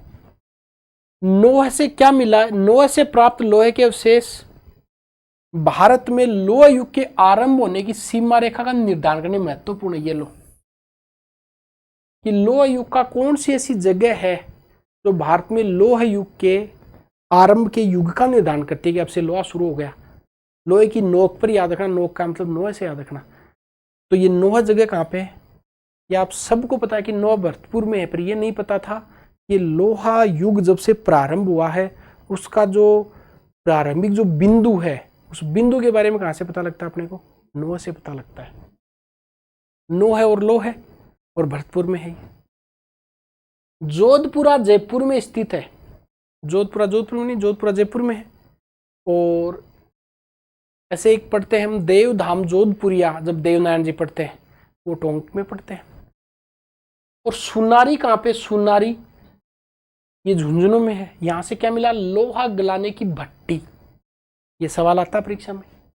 और अस्त्र शस्त्र तथा उपकरण बनाने के कारखानों के अवशेष मिले। रेड कहाँ पे है, टोंक में। लोहा सामग्री की प्रचुरता से बाहर प्राचीन भारत का क्या कहा जाता है, टाटा नगर। तो अब परीक्षा में सवाल गलत शायद नहीं होगा आपका, समझ में आ गया ना, ये हो गया। तो अब इसके बाद लोहे काल के पश्चात, याद रखना आप, लोहा काल पूरा हुआ, इसके पश्चात भारत के अन्य भागों की भांति राजस्थान में भी सलेटी रंग की चित्रित मर्द बांडी, अलग से मैं आपको मर्द बताऊंगा, कि संस्कृति का उदय हो गया। पेंटेड ग्रे वेयर PGW, ये लोह युग से आप जोड़ लेना चाहे कि PGW संस्कृति कौन से युग से संबंधित है, लोह युग से। इस संस्कृति के अवशेष विराटनगर व जोधपुरा, सुनारी, नोह आदि स्थान से मिले हैं। इस संस्कृति का उदय लगभग 600 ईस्वी पूर्व में हुआ। इसके पश्चात भारतीय इतिहास के साथ राजस्थान के इतिहास में भी इतिहास शुरू हो गया। अभी तक हम क्या पढ़ रहे थे, प्राग इतिहास पढ़ रहे थे। प्राग इतिहास के बाद अब ये शुरू हो जाएगा कौन सा, प्राग और आद्य निपटने के बाद में ऐतिहासिक युग शुरू हो जाएगा और इतिहास में लिखे हुए साक्ष्य मिल जाएंगे, क्योंकि 600 ईस्वी के बाद तो सारी चीजें मिलनी शुरू हो जाती हैं अपने को। अभी तक की क्लास से आपको क्या समझ में आया, स्थल समझ में आ गया आपके, ठीक। अब बात करते हैं राजस्थान की प्राचीन सभ्यताओं की डिटेल के साथ में। सबसे पहले किसको लेते हैं हम, कालीबंगा को फटाफट देख लेते हैं। जो आपको पता है उस पर ज्यादा दिमाग नहीं लगाना। ये आपको पता है कि ये जो दर्शवती और सरस्वती नदी घाटी, घग्गर नदी का क्षेत्र है, हड़प्पा सभ्यता से भी प्राचीन है कालीबंगा। राजस्थान के हनुमानगढ़ जिले में स्थित है। आज से 6000 वर्ष पूर्व से अधिक प्राचीन मानी जाती है। कालीबंगा नाम यहाँ खुदाई के दौरान प्राप्त चूड़ियों के कारण पड़ा था। चूड़ियाँ क्योंकि पंजाबी भाषा में बंगा का चूड़ी होता है। सर्वप्रथम 52 में अमला पगला दीवाना, तो अमलानंद घोष चूड़ी लेके आए, ऐसा याद करेंगे। और 61-62 में, अब ये परीक्षा में बहुत कंफ्यूजन करता है, 10 साल बाद की बात है, 52 से 62 में बीबी और बीके, बीबी के लिए अमला पगला दीवाना चूड़ी लेके आया था, याद रखना। तो बीबीलाल बीके थापर और इधर अमलानंद घोष द्वारा यहाँ उत्खनन करवाया गया। उत्खनन में इस सभ्यता के 5 स्तर सामने आए, ये परीक्षा में आप याद रख लेंगे। आता मुझे पता आप में से बहुत लगू, चूड़ी पहनते तो 5 हाथ काम में लेके फिर ऐसे 5 उंगलियां और फिर चूड़ी पहनाते हैं। ये जो 5 इसके बेसिकली जो स्तर है उसमें यहाँ पे लिखा हुआ है कि एक कुछ 2 जो है वो तो किससे संबंधित हैं, प्राक हड़प्पा से और बाकी हड़प्पा से। इसका मतलब कालीबंगा जो है ये प्राक हड़प्पा और हड़प्पा सभ्यता संबंधित है। 5 स्तरों में 2 और 3 में बटा हुआ 2 स्तर है, वो तो खुदाई जब टीले खुदाई करी तो 2 स्तर प्राक हड़प्पा से और 3 हड़प्पा से, 5 स्तरों में खुदाई हुई, इसकी याद रखना। कालीबंगा सुव्यवस्थित रूप से बसा हुआ नगर था, याद रखना। है बहुत छोटी छोटी बातें पर स्टेटमेंट परीक्षा में आते हैं। मकान बनाने में मिट्टी की ईंटों को धूप में पकाते थे, मतलब धूप में पकाई ईंटों का प्रयोग होता था। कच्ची ईंटें काम लेते थे। नगर था, ये नगर मतलब नगरीय सभ्यता थी। हाँ, बंगा मतलब चूड़ी नगर वाले लोग ही पहनते हैं। उत्खनन से प्राप्त मिट्टी के बर्तने उनके अवशेष पतले व हल्के तथा उनमें सुंदरता व सुडोलता का भाव था। कभी कथन है तो याद रखना कि नगर तो था, पर ये नगर ऐसा अजीब सा था। यहाँ पे जो बर्तन थे वो भी इतने बढ़िया नहीं थे। बर्तनों का रंग लाल है और उस पर काली एवं सफेद रंग की रेखाएं खींची जाती। मोस्ट इंपोर्टेंट, ये मर्दबांड की बात कर रहा है। तो मर्दबांड होते कैसे थे इनके? लाल रंग का मर्दबांड। आज भी आप मटका लेकर आते हो तो इस पर इस प्रकार के वो धारी सी ऐसे मिल जाती है अपने को, ठीक है। तो इस पर काली और सफेद रंग की रेखाएं खींची हुई थी। यहां से जुते हुए खेत के अवशेष मिले हैं।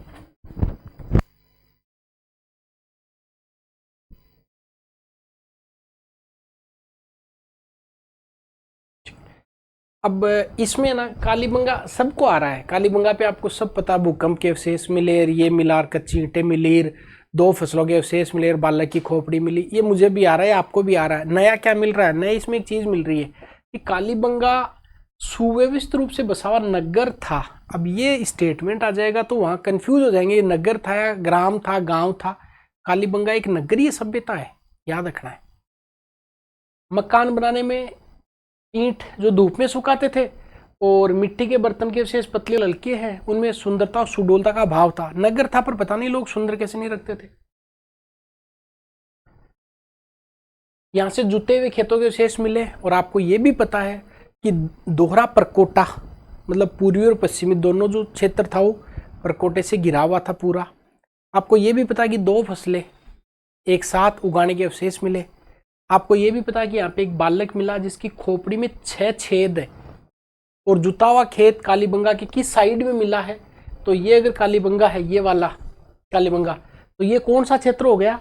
दक्षिण पूर्व में जुता हुआ खेत मिला है। ये भी आप याद रख सकते हैं, ताकि मैं आपको वो डिटेल नहीं पढ़ाने जा रहा हूँ जो असल में इतिहास की डिटेल में आप पूछते हैं। हम इस किताब को कवर करना चाह रहे हैं। तो बच्चे की खोपड़ी में 6 छेद मिले, इसमें मस्तिष्क शोथ की बीमारी का इलाज प्रमाण में था। यहाँ से प्राप्त खिलौना बैलगाड़ी, ये सवाल काम का है। आपने सब कुछ पढ़ा है, ये आप याद रखेंगे कि खिलौना बैलगाड़ी का अवशेष हवन कुंड, लकड़ी की नाली और बेलनाकार मोहर। यहां से आपको एक कोई ऑप्शन देता है परीक्षा में कि कौन सा कालीबंगा से मिला, कौन सा नहीं मिला है। तो खिलौना बैलगाड़ी कैसे याद रखेंगे कि भाई बैलगाड़ी और खिलौना, इमेजिन करो कि पंजाब साइड में जो गाने बनते हैं उसमें बैलगाड़ियां दिखाते हैं, तो पंजाब साइड का मतलब कालीबंगा को हम पंजाब साइड से याद कर लेते हैं। खिलौना बैलगाड़ी, हवन कुंड, तो गाने बनते ना, हवन कुंड क्या करेंगे है, मस्तों का झुंड और हवन कुंड। हवन कुंड यहाँ से भी कितनी अग्नि वेदिकाएं मिली है कालीबंगा से? 7 अग्नि वेदिकाएं मिली है, जिसको फायर पिट्स बोलते हैं इंग्लिश में। लकड़ी की नाली बनी है मिली है और बेलनाकार मुहर मिली है, सिलेंड्रिकल मुहर, सील्स, याद सिलेंड्रिकल सील। ये बेलनाकार मुहर कुछ अलग विशेषता प्रदान करेंगे, इसलिए याद रखना है कि चूड़ी और बेलन का संबंध याद रखना। तो चूड़ी मतलब कालीबंगा से बेलन वाली मोहर मिली है, याद रख लेंगे इस बात को, परीक्षा में ये चीजें आएंगी। लकड़ी की नाली मिली है, तो चूड़ी, चूड़ी के साथ में याद रखना लकड़ी। और हवन कुंड, तो कुंड, हवन कुंड आ गया मतलब चूल्हे से याद रख लो, उस पे लकड़ी याद रख लो, बेलन याद रख लो। और खिलौने की बैलगाड़ी, तो एक महिला से इमेजिन करो कि रोटी बना रही है चूड़ी पहने हुए, उसने हवन कुंड जला रखा है और बेलनाकार है, बेलन उसके पास में है, बच्चा पास में खिलौने की बैलगाड़ी से खेल रहा है, उस बच्चे के सिर में 6 छेद कर रखे हैं और लकड़ी हो ही गया, बेलनाकार मोहर हो गई। अब आते हैं हम आहड़ की तरफ, ताकि इसकी डिटेल तो और हम एक बार और मैराथन लेके इसमें बाकी फैक्चुअल डिटेल कर लेंगे। इनको बोलते हैं बेर मिनिमम फैक्ट, जो आपको याद रखने हैं परीक्षा में। आहड़ उदयपुर शहर के पास बहने वाली आयड़ नदी के तट पर बसे आहड़ उत्खनन के फलस्वरूप 4000 वर्ष पूर्व धातु युगीन सभ्यता के अवशेष है। यह सभ्यता एक टीले के नीचे दबी हुई मिली से धूलकोट कहते हैं। तो धूलकोट का संबंध किससे है? आहड़ से। ये प्रश्न आ गया परीक्षा में। सर्वप्रथम 53 में यहां से अक्षय कीर्ति व्यास एवं उसके बाद रतन चंद्र अग्रवाल एवं एच.डी. शौखलिया के निर्देशन में उत्खनन का कार्य किया। ये नाम आर.सी. रतन चंद्र अग्रवाल कब आया था? ये राजस्थान पुरातत्व सर्वेक्षण विभाग से जुड़े हुए व्यक्ति थे। इस सभ्यता के लोग मकान बनाने में धूप में सुखाई गई ईंटें, तो ये सिमिलरिटी हो गई क्या कि कालीबंगा और आहड़ में क्या समानता है? कच्ची ईंटें मतलब धूप में सुखाई गई ईंटों का प्रयोग होता था, एवं पत्थर का प्रयोग भी होता था। यहाँ ये एक अलग बात है। तो मकान बनाने के लिए धूप में सुखाई गई ईंट और साथ में पत्थर एडिशनली वो यूज करते थे। पत्थर का बांध गणेश्वर से मिला के याद करेंगे। आहड़ के लोग अपने मृतकों को गहनों व आभूषणों के साथ दफनाते थे। अब ये आ गया कथन, कारण क्या आएगा? जो इनके मृत्यु के बाद भी जीवन की अवधारणा का समर्थन होने का प्रमाण है। तो कथन देगा कि आहड़ के लोग गहने और आभूषण के साथ सबको दफनाते थे, और कारण देगा कि इन लोगों का गहनों के प्रति अत्यधिक प्रेम दिखाता है। नो, रोंग है। गहनों के प्रति प्रेम की बात नहीं है, ये बात है मृत्यु के बाद भी जीवन की अवधारणा कि दोबारा जन्म लेगा वो। तो अब ऐसा सवाल कभी आ गया तो आप सर तो चकरा ही जाएगा। ऐसा आ गया कि कथन है कि मृतक को आभूषण के साथ में दफनाना, फिर कारण देगा गहनों से अत्यधिक प्रेम। कथन सही है, कारण गलत है।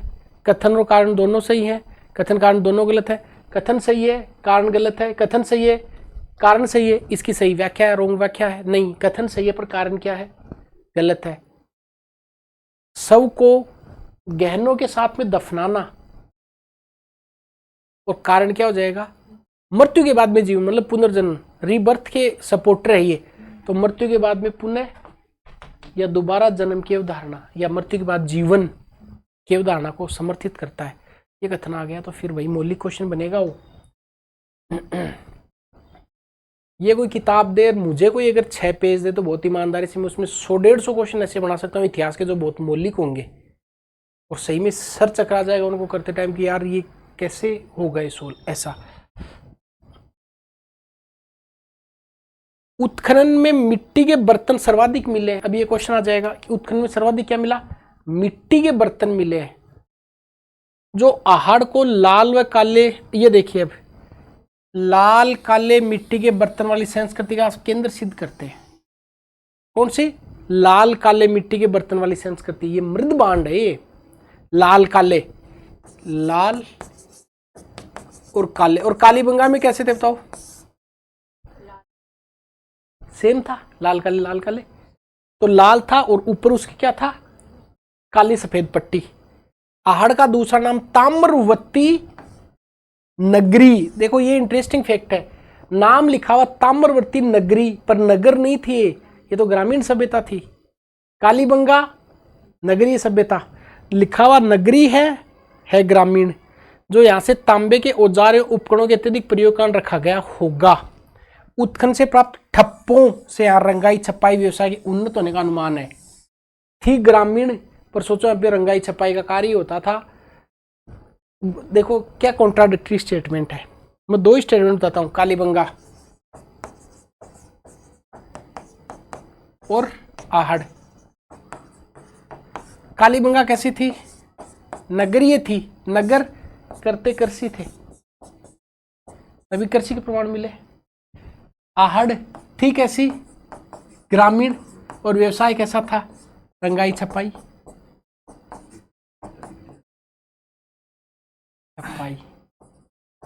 अब अगर कभी ऐसा कथन आए तो आप कंफ्यूज मत होना कि ठप्पे कहां से मिले, यहां से रंगाई छपाई के, याद सुनेंगे ना, ठीक है।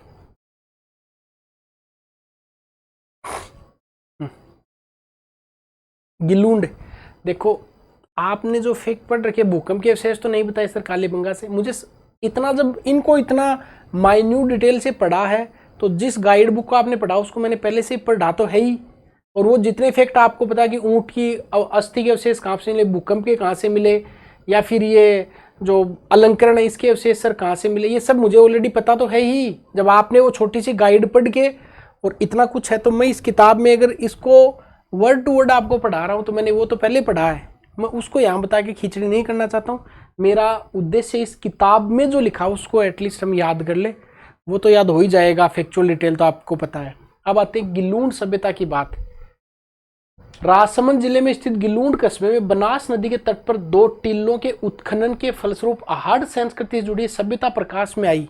2 टीलों का उत्खनन, और ये जो बनास संस्कृति है उसका स्थल है गिलूंड,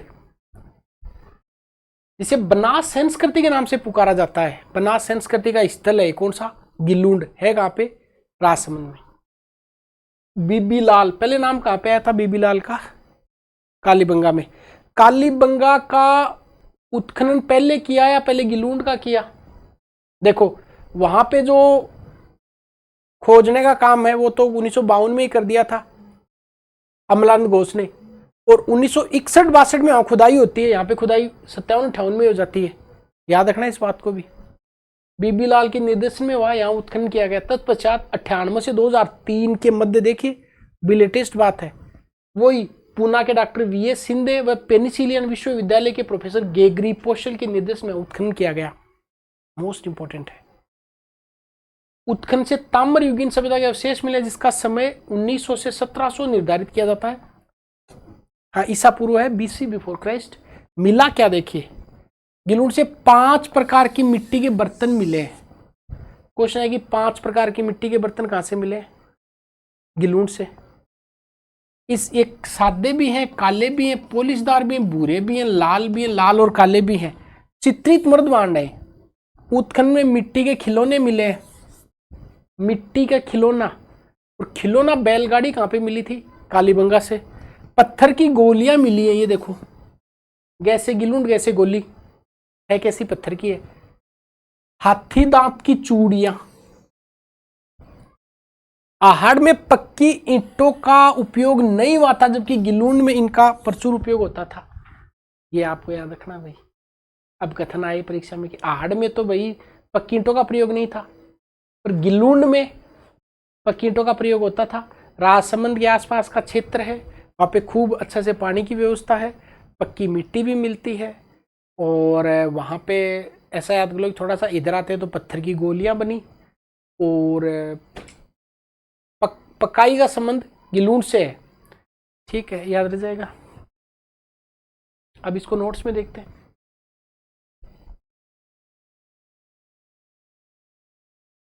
देखो हम अभी एक बार कहाँ तक पढ़ा था हमने, यहाँ तक पूरा कर लिया था ना, उत्तर पाषाण तक।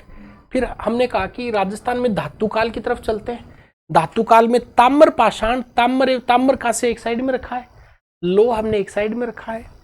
ताम्र के ये स्थल है गणेश्वर, कालीबंगा, गिलूंड, आहड़ व जाडोल उदयपुर में है। पिंड पांडलिया, पिंड को तोड़ना है चित्तौड़ में। कूराड़ा को फावड़ा से रख लो। कृषि उपकरण नागौर में सबसे ज्यादा मिलते हैं। साबणिया साबन लगाओ और पुगल बीकानेर में है।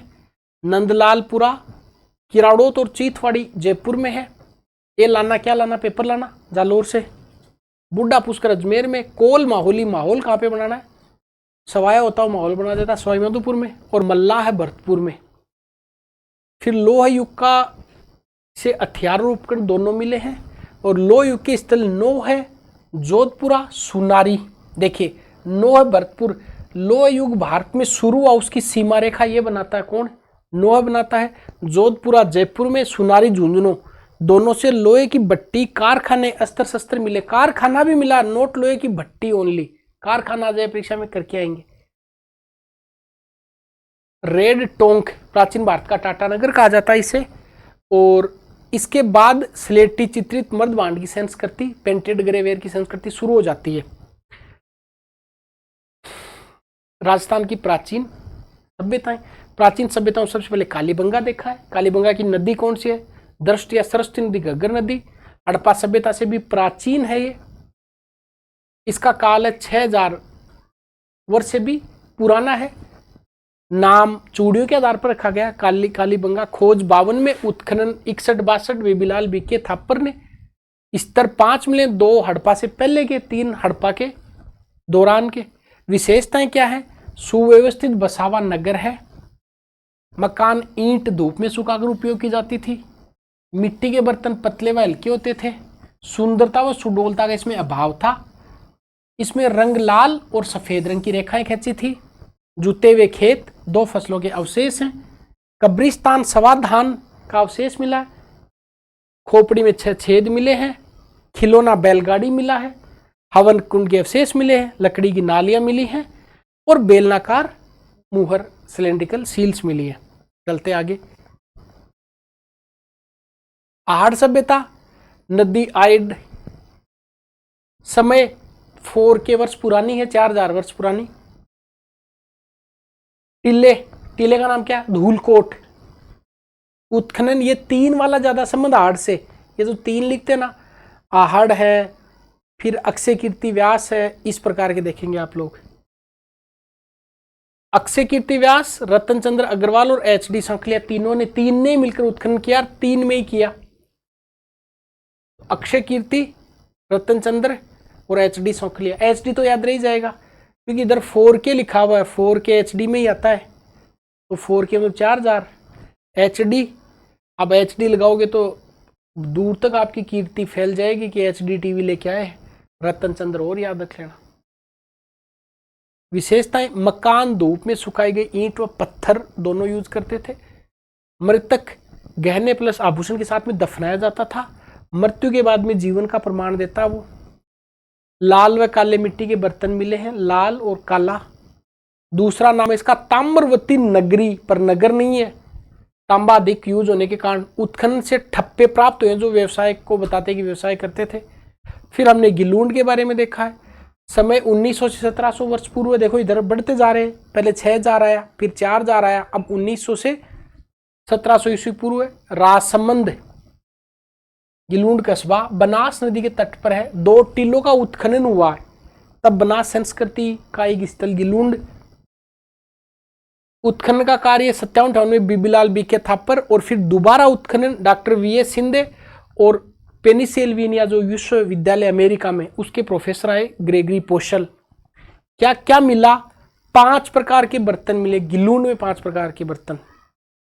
मिट्टी के खिलौने मिले, पत्थर की गोलियां मिली, हाथी दांत की चूड़ियां मिली, आग में पकी हुई ईंटें, इसका प्रयोग हुआ। और आहड़ में आग में पकी ईंटों का प्रयोग नहीं हुआ था। भूरे, ये 5 प्रकार के बर्तन भूरे हैं, लाल काले, सादे हैं, काले हैं और पॉलिशदार है। और इसके बाद में हम शुरू कर लेंगे बागोर के बारे में। समझ में आ गया इतना यहां तक? ठीक, अब चलते हैं बागोर की तरफ। बागोर भीलवाड़ा जिले में स्थित बागोर में कोठा नदी के तट पर डॉक्टर VN मिश्र, मोस्ट इंपोर्टेंट है बागोर, मोस्ट। भीलवाड़ा जिले में स्थित बागोर में कोठा नदी के तट पर डॉक्टर VN मिश्र के निर्देशन में 67 से लेकर 70 तक उत्खनन का कार्य हुआ। उत्खनन के दौरान यहाँ प्राग ऐतिहासिक काल की सभ्यता के अवशेष प्राप्त हुए जो 4 से 5000 वर्ष पूरे माने जाते हैं। यहाँ से बड़ी संख्या में लघु पाषाण उपकरण, लघु पाषाण का मतलब माइक्रोलिथिक, जो इस सभ्यता के निवासियों के आखेटक होने के प्रमाण देते हैं। बागोर से क्या मिला? That is the important point, most important point. Bagor से तांबे के उपकरण मिले हैं। ठीक है सर। छेद वाली सुई, क्वेश्चन पूछता है छेद वाली सुई, छेद वाली सुई में डोर डालनी है तो बागोर को डोर से डोर छेद वाली सुई में डालनी है। यहां से करसी व पशुपालन के प्राचीनतम साक्ष्य मिले। बागोर मध्य पाषाणकालीन सभ्यता का स्थल और लघु पाषाण उपकरणों का प्रमुख केंद्र था। यहाँ से सबसे पहले प्राचीन पशुपालन के अवशेष बागोर से मिले। भारत में ये आदमगढ़ एक जगह मध्य प्रदेश में, वहां से मिले हैं, आपको याद रखना है बागोर से। और सांबर एक जगह है अपने, बताइए जयपुर में, यहां से प्लांट ग्रोइंग, पेड़ पौधों के सबसे प्राचीन अवशेष मिले, पेड़ पौधे के। ठीक, फिर आती है गणेश्वर सभ्यता। अब बागोर का थोड़ा और आपको बता देता हूं कि ये कैसे याद करते हैं इसको। बागोर मध्य पाषाण काल का स्तर है, ठीक है। यहाँ पे जिले जानबूझ के अपडेट करने की जरूरत नहीं, जो इस किताब में लिखे हुए कि वो है कि जगह आप अपने हिसाब से अपडेट कर लेना।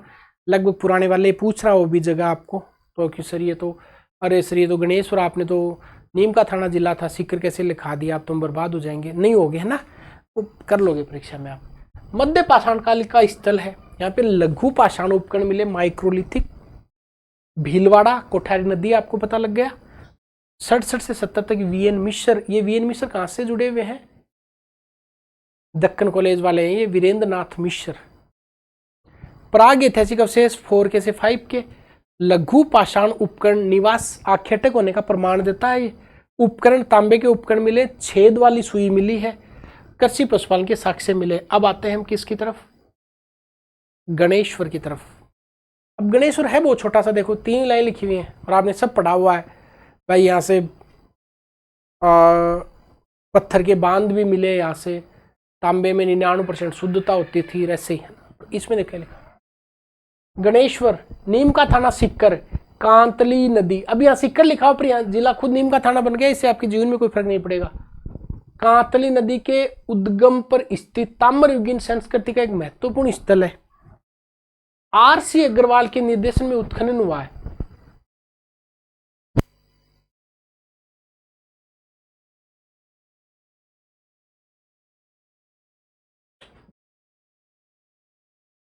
आर.सी. अग्रवाल के निर्देशन में उत्खनन हुआ है।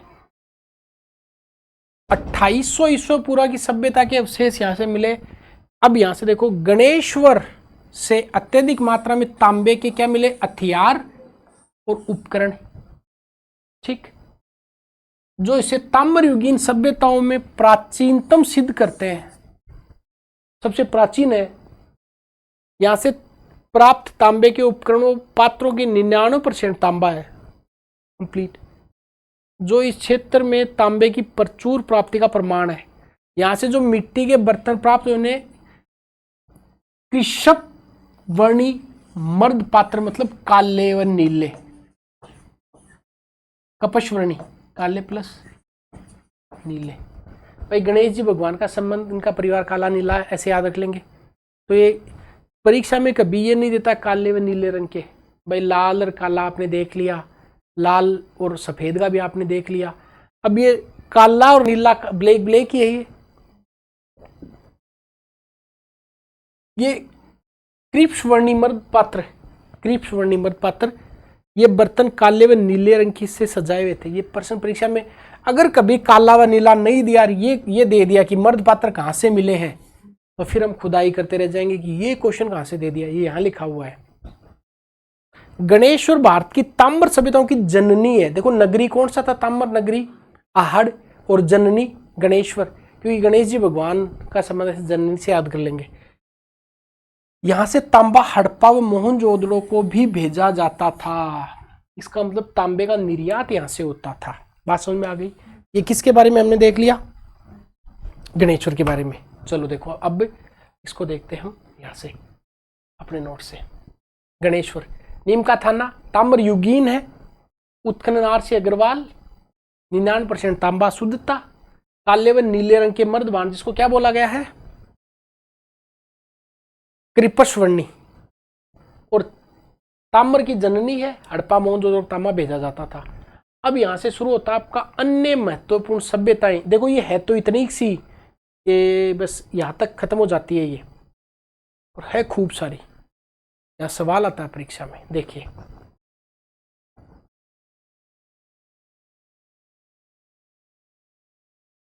अन्य महत्वपूर्ण सभ्यताएं, मोस्ट इंपोर्टेंट। भीनमाल जालोर की सभ्यता भी एक महत्वपूर्ण सभ्यता है। देखो, हम भीनमाल को जनरली नहीं पढ़ते, जिसका उत्खनन आरसी अग्रवाल ने करवाया था। यहां से एक रोमन एम्फोरा मिला है, सुरापात्र, मोस्ट इंपोर्टेंट है। एक यूनानी सुराई मिली है। तो ऐसा क्वेश्चन पूछेगा कि रोमन एम्फोरा या सुराई पात्र किस जगह से मिला है? वो भीनमाल जालोर से मिला है। अब भीनमाल याद करें, भीनमाल जालोर याद करें, आपको याद करना है। जो इसके विदेशी व्यापार का केंद्र होने की पुष्टि करता, भीनमाल का प्राचीन नाम श्रीमाल था। आज भी देखो जालोर इस साइड में क्या होता है कि लोग बाहर ज्यादा जाके और व्यापार करते हैं। गांव में तो केवल कोठियां बना के रखते हैं, बाकी वो बाहर ही रहते हैं, सूरत रहते हैं, कोई किधर रहते हैं, ऐसा करके। ऐसा क्वेश्चन आ जाए, एलाना कहाँ पे था? एलाना जालोर में था। वैसे ही यहां से एक रोमन एम्फोरा मिला। सवाल है कि रोमन एम्फोरा कौन से स्थल से मिला है? तो आपको जालोर याद रखना है। एक जगह है ईसवाल, उदयपुर में। यहां से प्राक ऐतिहासिक कालीन सभ्यता के प्रमाण मिले। यहां से समृद्ध लोह उद्योग। जब आप उदयपुर से गोगुंदा जाते हैं तो बीच में ईसवाल जगह पड़ती है। तो ये जो ईसवाल है, लोहा उद्योग का केंद्र है, याद रखना बस। ईसवाल, ईसवाल लोहा, वाल किसका बनता? लोहे का बनता। ईसवाल लोहे से जुड़ा हुआ, बस याद रख लेना। अब ये जो पूरा है, ये बैराट के बारे में, फिर बालाथल के बारे में, फिर अतिरिक्त के बारे में हम सारा याद करते। देखिए, प्राचीन मत्स्य जनपद में स्थित बैराट, क्योंकि बिज्जकी पहाड़ी, भीम डूंगरी व महादेव जी की डूंगरी से हड़प्पा सभ्यता में मौर्य काल के अवशेष प्राप्त हुए हैं। अब ये बैराट के बारे में बताता है, ठीक है। बैराट के बारे में क्या क्या लिखा हुआ है? बैराट, यहाँ पे देखो, एक तो बिज्जक पहाड़ी है, एक भीम की डूंगरी है और एक महादेव डूंगरी है। यहाँ से किस किस के अवशेष मिले? देखो, हड़प्पा काल के और मौर्य काल के अवशेष मिले बैराट से। महाभारत काल के भी है। दयाराम साहनी, ये मोस्ट इंपोर्टेंट है। दया का नीला कलश याद रखना है। दयाराम साहनी, ये सिंधु घाटी सभ्यता वाले। नील रत्न बनर्जी, कैलाश नाथ दीक्षित जैसे विद्वान इसके उत्खनन से जुड़े हुए। प्रश्न परीक्षा में आ गया। दया नीला कलश, तो दया का नीला कलश कहां से जुड़ा हुआ है? बैराट से। बैराट से गोल मंदिर, जिसे गोल बौद्ध मंदिर कहते हैं, याद रखना। बौद्ध धर्म का कुछ भी पूछे, बैराट जयपुर कर देना। अशोक के स्तंभ के अवशेष प्राप्त हुए हैं। बैराट के समीप अशोक का भ्राब्रू शिलालेख प्राप्त हुआ है, जो अशोक के बौद्ध धर्म का अनुयायी होने का सबसे पुख्ता प्रमाण माना जाता है। कितनी काम की बात है। जब बौद्ध धर्म और संघ जो है, क्वेश्चन है कि बौद्ध धर्म से जुड़ा हुआ राजस्थान की कौन सी सभ्यता है? बैराट। बैराट में कितनी पहाड़ियां हैं? ये 3-4 पहाड़ियां। कौन सी? बिज्जक है, भीम है, गणेश है, महादेव है, डूंगरी है। भ्राब्रू शिलालेख कहां से मिला है? बैराट से मिला है। भ्राब्रू शिलालेख का संबंध किससे है? बौद्ध धर्म से है। क्या बताता है ये? अशोक के बौद्ध धर्म का अनुयायी होने के कारण बुद्धम शरणम गच्छामि, बुद्ध धम्म और संघ का उल्लेख यहां से मिलता है। गलत मत करके आना परीक्षा में। ये हो गया आपका बैराट की बात। अब देखो, इसको हम नोट से और देख लेते हैं, फिर आगे बढ़ेंगे। देखो, अन्य महत्वपूर्ण सभ्यताएं बहुत इंपॉर्टेंट है। यहां तक हमने पढ़ लिया। कहां तक? गणेश्वर तक देख लिया। अब हम आगे बढ़ते हैं। अन्य महत्वपूर्ण, ठीक है। भीनमाल, प्राचीन नाम क्या था? श्रीमाल। यहां से क्या मिला? रोमन एम्फोरा मिला है। शराब का कोई होता होगा ऐसा, सुरापात्र। और किसकी पुष्टि करता है रोमन एम्फोरा? वो ऑप्शन देगा कि यहां से प्राचीन शराब उद्योग के केंद्र की पुष्टि करता है। कथन क्या देगा कि एक रोमन एम्फोरा मिला है जो कि शराब उद्योग के बारे में बताता। सही है गलत है? गलत है भाई। शराब उद्योग के बारे में नहीं, व्यापार के बारे में बताता है कि वहां पे विदेशी लोग आते थे, यहाँ रहते थे और वो क्या करते थे? शराब वराब पीते होंगे। तो रोमन सुराई, जालोर, जालोर का संबंध आज भी वही रोमन सुराई से है, बहुत जबरदस्त तरीके से। ईसवाल, ये प्राग ऐतिहासिक स्थल है, किससे जुड़ा हुआ है? लोह युग से। ईसवाल, वाल किसका बना होता है? लोहे का। बहुत बढ़िया। देखो बैराठ मोस्ट इंपॉर्टेंट कहाँ पे है, जयपुर में है। हड़प्पा और मौर्य काल के अवशेष मिले आपकी किताब के हिसाब से, क्वेश्चन दे देगा।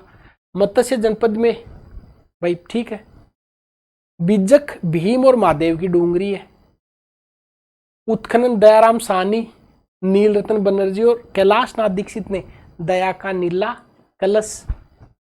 गोल मंदिर या गोल बौद्ध मंदिर कहां से मिला है, अशोक स्तंभ मिला है। अशोक का भ्राभ्रू अभिलेख मिला जो बौद्ध होने का उसका प्रमाण देता है। तो बुद्ध धर्म की कुछ भी बातें बैराठ से मिली है। चारों पहाड़ियों के नाम याद रख लेना, इन लोगों के नाम याद रखना, दयाराम, नीलरतन और कैलाश नाथ। अब चलते हैं बालाथल की तरफ।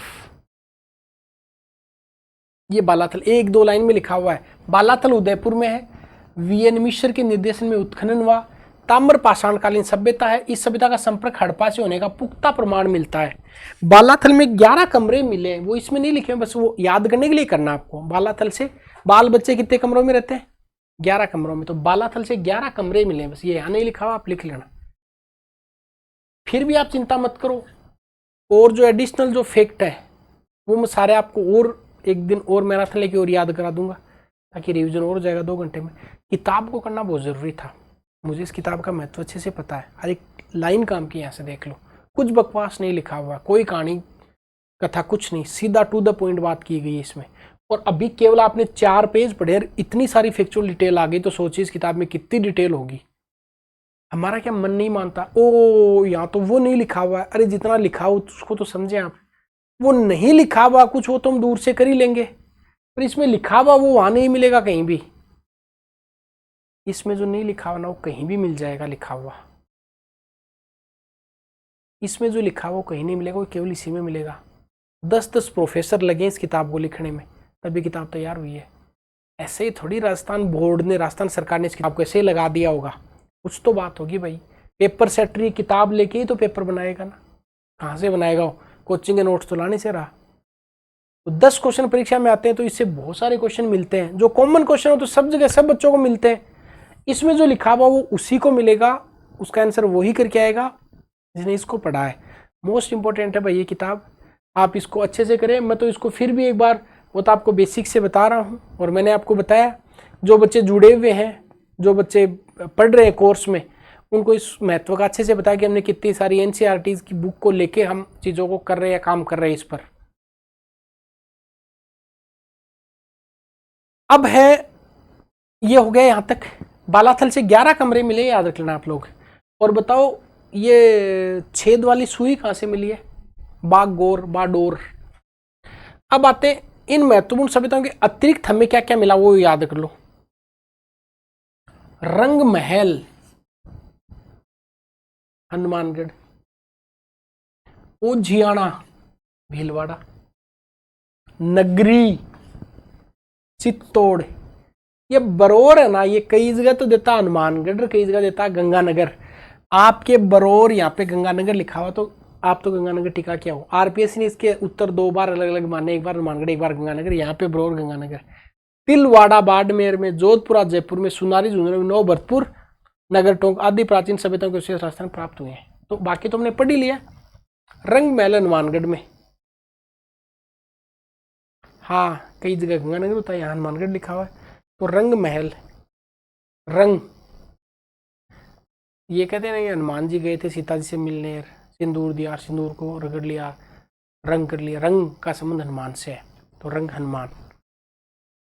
ओझियाना पता आपको, भीलवाड़ा में, नगरी चित्तौड़ में, और नगर टोंक हो गया। अब यहां तक एक बात आपकी पूरी हो गई, यहां तक। अब ये कहता है कि राजस्थान में आर्य संस्कृति का प्रसार कहां कहां पे हुआ, वो भी बता दो हमें। हड़प्पा के बाद तो आर्य युग शुरू होता है, जनपद महाजनपद युग आएगा उसके बाद में, समझ में आगे ना बात। हड़प्पा के पतन के बाद भारतीय इतिहास में वैदिक सभ्यता शुरू हो जाती है। तो ये तो हड़प्पा तक के काल तो हमने देखो यहां तक देख लिए, इससे ऊपर ऊपर सारा हड़प्पा हो गया। अब हड़प्पा के बाद में वैदिक युग शुरू होता है, फिर जन आएगा, जनपद आएगा, महाजनपद उनका होगा, फिर मगध आएगा, फिर मौर्य आएगा, फिर मौर्योत्तर आएगा, फिर गुप्त आएगा, फिर गुप्तोत्तर आएगा, फिर आपके विदेशी आक्रमण आएंगे, फिर आप दिल्ली सल्तनत आ जाएगा, फिर मुगल आ जाएंगे, फिर अंग्रेज आ जाएगा, देश आज़ाद हो जाएगा और हम अभी एग्जिस्ट कर रहे हैं। अब आ जाएगा राजस्थान में आर्य संस्कृति का प्रसार। हड़प्पा के पतन के बाद भारतीय इतिहास में वैदिक सभ्यता का समय प्रारंभ होता है। इस सभ्यता के बारे में जानने का प्रमुख स्रोत क्या है? 4 वेद है, ऋग्वेद, यजुर्वेद, सामवेद, अथर्ववेद, इसलिए इसे वैदिक सभ्यता कहा गया है। ठीक है भाई। और राजस्थान में वैदिक सभ्यता के अवशेष 3 जगह मिले हैं, ये किसी भी किताब में नहीं लिखा हुआ है। एक है अनूपगढ़, एक है तरखान वाला डेरा और एक है चक 64, ये सारे गंगानगर में है। याद रह जाएगा क्या? अनूपगढ़ खुद वैसे जिला बन चुका आजकल। तरखान वाला डेरा और चक 64, सवाल आ गया निम्न में से कौन ये तीनों स्थल अनूपगढ़, तरखान वाला डेरा और चक 64 किससे संबंधित है? पाषाण काल से, एक पूरा पाषाण काल से, एक वैदिक युग से संबंधित है, हड़प्पा काल से संबंधित है। उस दिन तो सिटी पिटी गुल हो ही जाएगी ना भाई। तीनों नाम देखो कितने इंपॉर्टेंट है। कौन कौन से? अनूपगढ़, तरखान वाला डेरा और चक 64 किस संबंधित हो गए? आर्य संस्कृति से। महाकाव्य काल में राजस्थान में आर्यों के अनेक बस्तियों का उल्लेख मिलता। अब महाकाव्य काल शुरू हो जाएगा। अरे आप पकड़ तो रहे हो, मेरा ही रिवीजन करा रहे हो। देखो ऐसा है, सबसे पहले आया था पाषाण, अभी याद करो। पाषाण के बाद में क्या आ गया? पाषाण के बाद में आ गया ताम्र। ताम्र के बाद में ताम्र और कांसा मिला के ही पढ़ा, पर उसके बाद में कांस्य आता है असल में। कांसा के बाद में लोहा आता है। ये धातु युग है असल में। कौन सा युग है? अब एक बार पत्थर को भी हम धातु ही समझ लेते हैं ऐसा। ये राजस्थान का धातु युग है। ठीक, ये काल पूरा हुआ है। इसके बाद में असल में शुरू होता है वैदिक युग।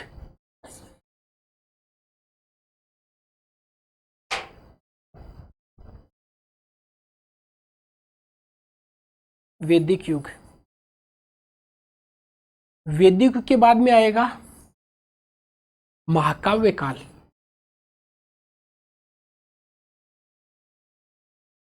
महाकाव्य के बाद में हम आगे और देखेंगे जन जनपद, महाजनपद। तो महाकाव्य, रामायण, महाभारत, 2 ही महाकाव्य अपने प्राचीन काल में। अब इसके स्थल मैंने आपको सारे याद करवाए हैं। इसके स्थल हैं वैदिक युग के, वो हमने 3 ही देखे हैं। कौन कौन से? एक तो अनूपगढ़, एक तरखान वाला डेरा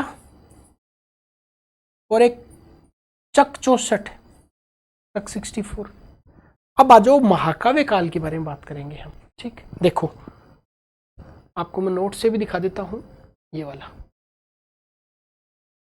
ये लिस्ट देख ली हमने पूरी। अब यहां से शुरू होता अपना राजस्थान में आर्य संस्कृति का प्रसार। आर्य, आर्य का मतलब कौन सा युग? वैदिक युग। कब? हड़प्पा सभ्यता के पतन के बाद भारतीय इतिहास में वैदिक सभ्यता का समय प्रारंभ होता है। जानने के कौन से स्रोत हैं? 4 वेद। इसे वैदिक सभ्यता कहा गया। दैट इज अनूपगढ़, तरखान वाला डेरा और चक 64। मैंने इतनी बार इतिहास पढ़ाया, मैंने पहली बार इसी किताब में देखे 3 जगह। हो सकता है आप में से कोई विद्वान ऐसा स्टूडेंट हो जिसने पहले पढ़ रखा हो या इस किताब को भी पढ़ रखा हो। मुझे पहली बार ये जगह मिली। अब आता महाकाव्य काल में राजस्थान, और महाकाव्य की अगर बात करेंगे तो हम जनरली रामायण महाभारत को देखते हैं। महाकाव्य काल देखो, अब यहां तक हो गया। अब आते महाकाव्य। महाकाव्य काल में राजस्थान में आर्यों के अनेक बस्तियों के उल्लेख मिलते हैं। रामायण से ज्ञात होता है कि राम रावण युद्ध के समय जब दक्षिणी सागर ने, अरे ये बहुत अच्छी कहानी, सुनना इसको, कि जब सेतु बना रहे थे तब क्या हुआ? ऐसे ही थोड़ी हम बर्बाद हो गए, ऐसे ही थोड़ी 61.11% में मरुस्थल आ गया। इसके पीछे ये पैराग्राफ जिम्मेदार है। राम और रावण का जब युद्ध हो रहा था उस समय दक्षिणी सागर ने अपने ऊपर सेतु बनवाना स्वीकार नहीं किया। दक्षिणी सागर मतलब नीचे वाला, आप देखते हैं ना, ये जो रामेश्वर आप देखते, रामेश्वर धनुष कोंडी गांव वाला, वो तो भगवान राम ने उसे भयभीत करने के लिए अपना अमोघ वस्त्र राजस्थान की तरफ मुंह करके फेंका, हमें बर्बाद कर डाला। तो कहां पे आके गिरा हो अमोघ? वो यहां इधर अपने पश्चिमी राजस्थान में। और जैसे अमोघ वस्त्र पड़ा सब सूख गया। सूखते हम, हाय तो भाई ये क्या हो गया, तो मरुस्थल बन गया। तो देखो राजस्थान की ओर फेंका, जिससे यहां समुद्र के स्थान पर मरुस्थली हो गया। अब ये भूगोल वाले पढ़ा सकते हैं इस बात को, चाहे कि आप टेथी सागर पेंज या पेंथालासा कुछ भी पढ़ाए, पर ये कहानी भी बता ही सकते हैं ना कि भाई यहाँ जब पहले क्या, पहला तो समुद्र लहरा रहा था और भगवान श्री राम को श्रीलंका जाना था तो राम सेतु बनाना था। राम सेतु बनाने के लिए सागर ने कहा कि मैं स्वीकार नहीं करूंगा ईंटें, तो भगवान श्री राम ने अमोघ वस्त्र खींचा। अब वहां तो खींचे नहीं, वहां डाला नहीं, किसकी तरफ मुंह कर दिया, ऊपर की तरफ किया। ऊपर था राजस्थान अपने भाई, नीचे दक्षिण से तो ऊपर की तरफ देखते तभी राजस्थान आता है। फेंका तब मरुस्थल बन गया, और फिर उसने सागर ने स्वीकार भी किया। तब तो जो फेंका वो डूबा नहीं, पुल बना डाला। एक कहानी मजे से पढ़ेंगे कभी, जब कभी और पढ़ेंगे तब। यद्यपि आज वैज्ञानिकों में इस कथा को स्वीकार नहीं किया जा सकता। करेंगे ना भाई हम तब रामायण को, फिर रामायण को भी स्वीकार नहीं करेंगे। रामायण के रचयिता राजस्थान के भूभाग के बारे में परिचित थे, ये तो जरूर पता है, क्योंकि वो लिख रहे हैं कि राजस्थान नाम की कोई चीज थी, तो हमारा उल्लेख तो है ही रामायण में। ठीक है भाई, देखो अब ये तो होगी रामायण की बात, की रामायण तो यूं कह रहा है कि राजस्थान का भी उल्लेख था भाई। रामायण में तो इससे ज्यादा कोई प्रसंग नहीं है। रामायण में तो केवल इतना प्रसंग है, रामायण का कोई यहाँ पे स्थल नहीं मिला अपने यहाँ, केवल यही मिला कि अमोघ अस्त्र जब खींचा तब यहाँ रेगिस्तान बन चुका। महाभारत में बहुत इंटरेस्टिंग कहानी है, आपने अज्ञातवास पांडवों की कहानी सुनी होगी, वो इससे अब लिंक होगी इन 4 लाइन से। महाभारत में भी राजस्थान के आर्यों का पर्याप्त उल्लेख है। अब देखिए, पढ़िए बहुत ध्यान से। महाभारत के अनुसार राजस्थान का जांगल देश बीकानेर, जो जांगल देश है, कौरव पांडव राज्य के अधीन था। बहुत बढ़िया, कौरव पांडवों का जो राज्य था उनके अंडर में जांगल अपना बीकानेर क्षेत्र था। तो इसका मतलब जांगल जो प्रदेश है बीकानेर, वो किसके अंडर में होता था? कौरव पांडवों के। और मत्स्य राज्य उनका मित्र या अधीनस्थ राज्य कहा जाता था। जांगल तो अधीनस्थ था, तभी तो कहते हैं कि महाभारत में इन 2 का उल्लेख हुआ है मुख्य रूप से। कौन से का? जांगल का और मत्स्य का। जांगल तो उनके अंडर में था, मत्स्य या तो उनका मित्र था, पड़ोसी था, या उनका शत्रु था, श्योर नहीं है अभी। उनका मित्र या अधीनस्थ था, या तो उनका दोस्त था या उनके अंडर में था। पर बीकानेर का पक्का पता है कि बीकानेर कौरव पांडवों के अंडर में था। कहा जाता है कि पांडवों ने अज्ञातवास का 1 वर्ष, कहानी पता ना क्या, अज्ञातवास 1 साल बिताएंगे, अगर दिख गए तो फिर अगले 12 साल वापस शुरू हो जाएंगे, भेष बदलकर मत्स्य देश के शासक विराट के दरबार में काटा था। इसका मतलब एक चीज तो समझ में आ गई कि मत्स्य वाला या तो उनका मित्र था या उनका अधीनस्थ था, शत्रु नहीं था। महाभारत के युद्ध में विराट अपनी सेना सहित पांडवों की ओर से लड़ता हुआ मारा गया था। अब इस कहानी में मत जाओ, अपने ये जाओ कि एक तो जंगल क्षेत्र और एक मत्स्य क्षेत्र, ये दोनों का उल्लेख महाभारत में हुआ है।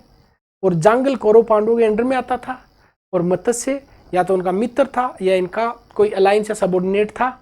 क्योंकि अज्ञातवास का टाइम है, वो जो राजा विराट है, विराट ने विराटनगर बसा के राजधानी बनाया था मत्स्य क्षेत्र की, लगभग 85 किलोमीटर दूर। समझ में आ गई बात? ये तो दोनों का उल्लेख मिलता है। भारतीय इतिहास की बात, महाभारत के युद्ध के पश्चात, अब ये कहानी आपको बताएगा कि कैसे संघर्ष शुरू हुआ। भारतीय इतिहास की भांति महाभारत के युद्ध के बाद महात्मा बुद्ध के समय तक का राजस्थान का इतिहास अंधकारमय रहा। कि जब महाभारत का युद्ध पूरा हो गया, उसके बाद महात्मा बुद्ध तब तक आते, तब तक अंधकारमय का मतलब पता नहीं है, एविडेंस ही नहीं है क्या हुआ होगा। वो कुछ सालों का, कई सालों का इतिहास गायब है, ये डार्क एज है, पता नहीं है। ये 300-400 साल डार्क एज में गए, क्योंकि इस समय के बारे में जानने के पर्याप्त पुरातात्विक या फिर कोई भी एविडेंस नहीं मिले। किंतु बुद्ध के समय से भारतीय इतिहास के ऐतिहासिक युग के प्रारंभ होने के साथ ही राजस्थान के इतिहास के समय पहले की अपेक्षा कुछ अधिक स्पष्ट और प्रामाणिक जानकारी मिलने लगी। इसमें एक बहुत इंपॉर्टेंट लाइन क्या पता है? देखिए, बहुत माइक्रोस्कोप से देखिए। बुद्ध के समय से भारतीय इतिहास के ऐतिहासिक युग, कुछ पकड़ में आ रहा है? प्राग ऐतिहासिक, आद्य ऐतिहासिक और ऐतिहासिक। इसका मतलब भारत के इतिहास का ऐतिहासिक पीरियड कब से शुरू होता है? बौद्ध काल से, क्योंकि बौद्ध में फिर अपने त्रिपिटक के बारे में पढ़ेंगे और बुद्धों का इतिहास पढ़ेंगे और वो इतिहास को हमने पढ़ा है, लिखा, उन्होंने लिखा, हमने पढ़ा है। नहीं समझ में आया क्या? इतिहास किसको बोलते हैं? उन्होंने लिखा, हमने पढ़ लिया। अभी तक सिंधु घाटी सभ्यताकार ये काल चल रहा है, इनको हम पकड़ नहीं पाए। पर जैसे ही बौद्ध एरा शुरू हुआ, बौद्ध काल, तब से अपना इतिहास शुरू हो जाता है। क्यों? क्योंकि बुद्धों ने बहुत साहित्य लिखा और वो हम पढ़ भी रहे हैं। तो ये लाइन बहुत काम की है। बुद्ध के समय से भारतीय इतिहास का ऐतिहासिक युग आरंभ हो गया। ठीक है। बौद्ध ग्रंथों के आधार पर विद्वानों का मत है कि 6ठी शताब्दी ईस्वी पूर्व में भारतीय राजनीति के रंगमंच पर दो प्रवृत्तियां दिखी। प्रथम, जनपदों का उदय और द्वितीय, साम्राज्य विस्तार हेतु जनपदों के मध्य संघर्ष। ये पता चलता है अपने को बौद्ध साहित्य से। राजस्थान का ऐसे कोई लिंक नहीं है, कोई जरूरत नहीं है आपको, केवल मत्स्य और जांगल याद रखेंगे। आगे बढ़ते हैं, नोट से दिखा देता हूं मैं कुछ लिखा हुआ। तो महाकाव्य काल में राजस्थान, महाभारत, रामायण का तो यहाँ पे लिखा नहीं है कि वो मरुस्थल बन गया था। महाभारत, जांगल देश बीकानेर कौरव पांडवों के अधीन था, प्लस मत्स्य उनका मित्र या अधीनस्थ था, और पांडवों ने अज्ञातवास विराट के दरबार में ही काटा था। महाभारत से लेकर महात्मा बुद्ध तक डार्क एज है। देखो इधर, महाभारत से लेकर महात्मा बुद्ध का काल है, डार्क एज है। फिर बौद्ध साहित्य को जब हमने पढ़ा तो दो प्रवृत्तियां दिखाई दी हमें, एक जनपद और एक जनपदों के मध्य संघर्ष।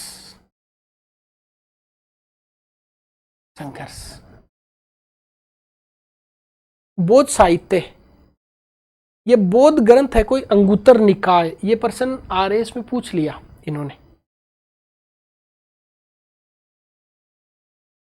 यहां से। अब राजस्थान के जनपद, कौन कौन से जनपद हैं जो राजस्थान में मिले? अब ये मोस्ट इंपोर्टेंट, बहुत थोड़ा सा ही और बचा हुआ है, फिर आपका प्राचीन पूरा होने वाला, क्योंकि तो मध्यकाल में प्रवेश करने वाले हम। तो अब राजपूतों की उत्पत्ति होने वाली है बस। जो मान लो जैसे जागरण करते तो आरती का टाइम होने ही वाला। अब आर्यों के प्रसार के अंतर्गत और उनके पश्चात भारत के अन्य भागों की भांति राजस्थान में भी अनेक जनपदों का उदय हुआ, विकास हुआ, पतन हुआ। बौद्ध साहित्य, ये परीक्षा में आरएस में पूछा हुआ है, फर्स्ट ग्रेड में पूछा हुआ है। बौद्ध साहित्य, बौद्ध ग्रंथ अंगुत्तर निकाय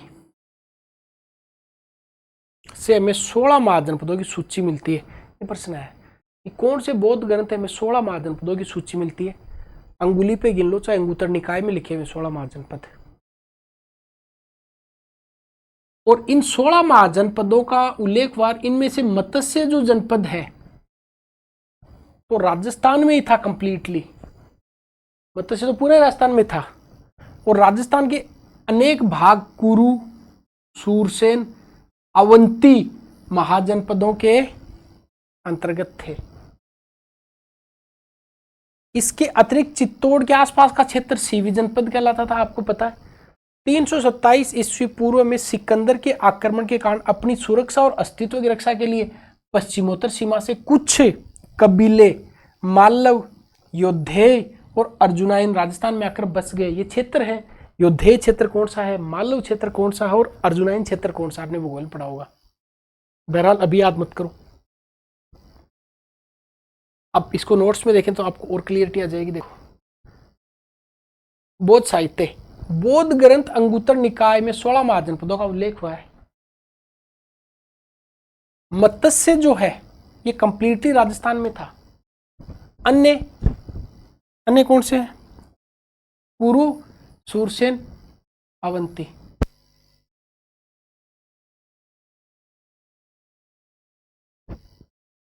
सीवी, चित्तौड़। सिकंदर का जगह आक्रमण हुआ तब मालव, योद्धे, अर्जुनायन कबीले राजस्थान में आ गए। ठीक है, तो यहां तक आपने क्या पढ़ लिया? बौद्ध साहित्य तक पहुंच गए, महाजनपद देख लिए, इनमें कॉन्फ्लिक्ट देख लिए। अब आगे बढ़ते हैं, समझ में तो आ रहा है?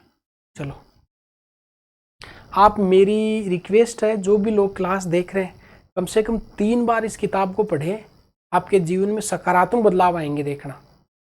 और अगर आप 6ठी से लेकर 10वीं तक की भी एनसीईआरटी बहुत तरीके के साथ में पढ़ लेते हैं तो फिर आपको सिविल सर्विस खास आरएस बनने से कोई नहीं रोक सकता, भले ये बात आप माने या नहीं माने, है बड़ी गहरी बात। ठीक, और अगर आपको लगता है कि आप इसमें कंफर्टेबल नहीं है पढ़ने में, तो फिर आप मेरे से जुड़ सकते हैं। देखो, पहला तरीका होता है खुद पढ़ना। आपको लगता है कि नहीं यार इसमें टाइम लगेगा, तो फिर आपको मैं पढ़ा सकता हूँ। इसके लिए क्या आपको क्या करना होगा, बैच लेना होगा।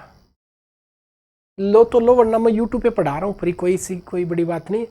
बस यूट्यूब पे सीमा ये होती है कि वो थोड़ी कम क्लास जा पाती है। बाकी ऐसा नहीं कि टीचर बैच में तो वो पूरी ताकत की मर ही जाएगा, इधर वो बस ऐसे बढ़िया सही आपको करवा देंगे। राजस्थान के जनपद पर पढ़ना, आप लोग कसम खा लो कि आरएस करना है या कोई भी और तैयारी कर रहे हैं तो आपको एनसीईआरटी थोरोली पढ़ना है, word to word, between the line पढ़ना है। कि इन दो लाइन के बीच में कुछ लिखा हो तो वो भी पढ़ लेना है, इसको between the line, read between the line, ध्यान रखना आपको। अब राजस्थान के जनपद आर्यों के प्रसार के अंतर्गत और उनके पश्चात भारत के अन्य भागों की भांति राजस्थान में भी अनेक जनपदों का उदय हुआ है, विकास हुआ है। ये आपको पूरा पढ़ा दिया। बौद्ध साहित्य अंगुत्तर निकाय में इनकी सूची मिलती है, सारा यहाँ तक हो गया। अब आगे की लाइन पढ़ते हैं। अब इन्होंने पूरी डिटेल किसके बारे में लिखी है, मत्स्य के बारे में। आर्य जन के रूप में मत्स्य जाति का उल्लेख सर्वप्रथम ऋग्वेद में हुआ, याद रखना, आया था। इसकी प्राचीनता का प्रतीक है सतपथ ब्राह्मण। मोस्ट इंपॉर्टेंट बात, एक तो सतपथ ब्राह्मण है और एक कौशिक की उपनिषद है, में भी मत्स्य जन का उल्लेख मिलता है। तो न केवल ऋग्वेद में बल्कि सतपथ इसका ब्राह्मण ग्रंथ है, और कौशिक किए उपनिषद में भी किसका उल्लेख मिलता है, यस, महाभारत में भी मत्स्य जनपद की गणना भारत के प्रमुख जनपदों में की गई है। मत्स्य देखो कहाँ कहाँ पे, ऋग्वेद में आ गया, ब्राह्मण में आ गया, उपनिषद में आ गया, महाभारत में आ गया। अनुमान है कि दक्षिण में इसका विस्तार चंबल नदी की पहाड़ियों तक और पश्चिम में पंजाब में सरस्वती नदी के जंगलों तक था। इस प्रदेश में आधुनिक जयपुर आ गया, अलवर आ गया, धौलपुर आ गया, करौली आ गया, भरतपुर का कुछ भाग आ गया। ये याद रखना भाई, मत्स्य में देखो जयपुर खुद आ गया, अलवर भरतपुर मैंने आपको बता दिया था, धोक और लगा दो भाई, इतना क्षेत्र इस किताब में लिखा हुआ है। महाभारत काल में मत्स्य जनपद का शासक विराट था, थोड़ी देर पहले अज्ञातवास बिताया, इसने जयपुर से ये 85 किलोमीटर, आरएस तो नहीं पूछता, अधीनस्थ बोर्ड पूछ लेता कितनी किलोमीटर की दूरी पर राजधानी बसाई थी। 85 किलोमीटर दूर विराट नगर बैराठ बनाकर उससे मत्स्य जनपद की राजधानी बनाया। विराट की पुत्री का नाम था उत्तरा। इसका विवाह किससे हुआ, अर्जुन के पुत्र अभिमन्यु के साथ में हुआ था। और इनका जो बेटा हुआ उनका नाम परीक्षित, जो आगे जाके फिर पांडवों का उत्तराधिकारी बनता है, आपको पता ही होगा। परीक्षित अच्छा नाम है, परखा हुआ, जांचा हुआ, परीक्षित, एग्जामिनेड, इसको एग्जामिन कर लिया गया हो। क्या ये परीक्षा में पूछेगा उत्तरा की शादी किससे हुई थी, नहीं, ये आपके लिए काम का नहीं है। ये मत्स्य क्षेत्र का विस्तार कहाँ कहाँ पे था, बस ये आपको याद रखना। अब आ गया जो, अब लगभग हो गया पूरा। महाभारत काल के पश्चात, महाभारत में तो क्या देख लिया, मत्स्य जनपद में वो आके रहने लगे, तो सारा देख लिया। मत्स्य जनपद के इतिहास के संबंध में भी अधिक जानकारी नहीं मिलती है, क्योंकि महाभारत से लेकर और बौद्ध तक तो डार्क एज हो ही गया ना। किंतु गोपीनाथ शर्मा का मत है कि महाभारत के बाद कुरु और यादव जनपद निर्बल हो गए। ये एक स्टोरी बताई है इन्होंने, आएगी नहीं परीक्षा में, बताई हुई स्टोरियां नहीं आती हैं, इतिहास ही आता है। इन शक्तिशाली जनपदों की निर्बलता का लाभ उठाकर मत्स्य जो राज्य है वो और शक्तिशाली हो गया और उसकी राजधानी विराटनगर की समृद्धि में वृद्धि हुई। बगल वाले कमजोर हो गए तो खुद ताकतवर हो गए। मत्स्य जनपद के निकट आधुनिक अलवर के कुछ भागों में एक कोई सालव जाति रहती थी। सीमा ठीक नहीं थी, लड़ाई होती रहती थी। अस्पष्ट सीमा को लेकर इन दोनों में प्राय संघर्ष होता रहता था। ये एक मनगढ़ंत कहानी है, हो सकता है वास्तविकता भी ऊपर परीक्षा में नहीं आएगी। शाल्वों की भांति चेदी जनपद भी मत्स्य जनपद का पड़ोसी था। हम इनकी लिस्ट देखेंगे अलग से एक, क्योंकि दो पड़ोसी राजनीतिक शक्तियों में प्राय शत्रुता रहती है, अतः चेदी और मत्स्य जनपद में भी संघर्ष चलता रहता था। जब भारत का इतिहास पढ़ते हैं और फर्स्ट ग्रेड इतिहास से दे रहे तो आपके लिए काम की लाइन है। एक अवसर पर चेदी राजे ने पूर्ण शक्ति के साथ मत्स्य जनपद पर आक्रमण कर दिया और मत्स्य जनपद को चेदी में मिला लिया। अनुमान है कि मत्स्य जनपद अधिक समय तक चेदी जनपद के अधीन रहा नहीं। कुछ समय बाद ही उसने अपनी स्वतंत्रता पुनः प्राप्त कर ली। कुछ समय बाद ही मत्स्य जनपद मगध की साम्राज्यवादी नीति का शिकार हो गया। फिर भारत के इतिहास में मगध साम्राज्य आता है, जिसका बृहद्रथ आएगा, उसके बाद में बिंबिसार आएगा, उसके बाद में अशोक आएगा। ये कहानी शुरू हो जाती। फिर सबसे शक्तिशाली मगध है, तो मगध एक विशाल साम्राज्य बनता है। उसके बाद फिर आप देखते हैं कि मगध के उत्कर्ष को खत्म करके फिर शायद मौर्य आते हैं। मैं इस स्टोरी को जोड़ नहीं पा रहा हूँ भाई, मैं भूल गया। ऐसा शिकार हो गया। मगध के सम्राटों ने भारत में अन्य जनपदों की भांति मत्स्य जनपद को भी जीतकर मगध साम्राज्य में मिला लिया। मौर्यों के शासनकाल में मत्स्य जनपद मौर्य साम्राज्य के अंतर्गत था। मत्स्य जनपद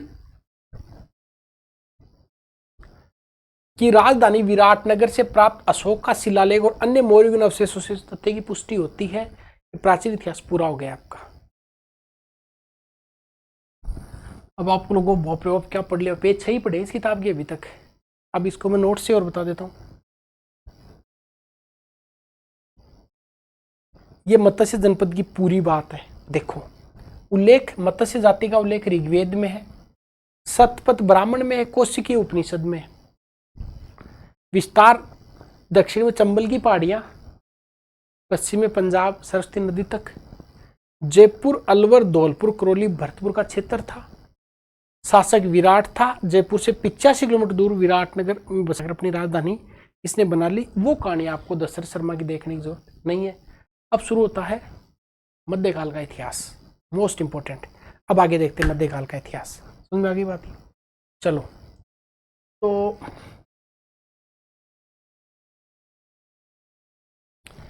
अब देखो मध्यकाल का इतिहास है। ये पेज नंबर 6 से शुरू होगा, सॉरी 7 से 6 तक प्राचीन था। ये 7 से लेकर मैं आपको बता दूं 7, 8, 9, 10 और ये पेज नंबर सीधा आ जाते हैं अपन 27 तक।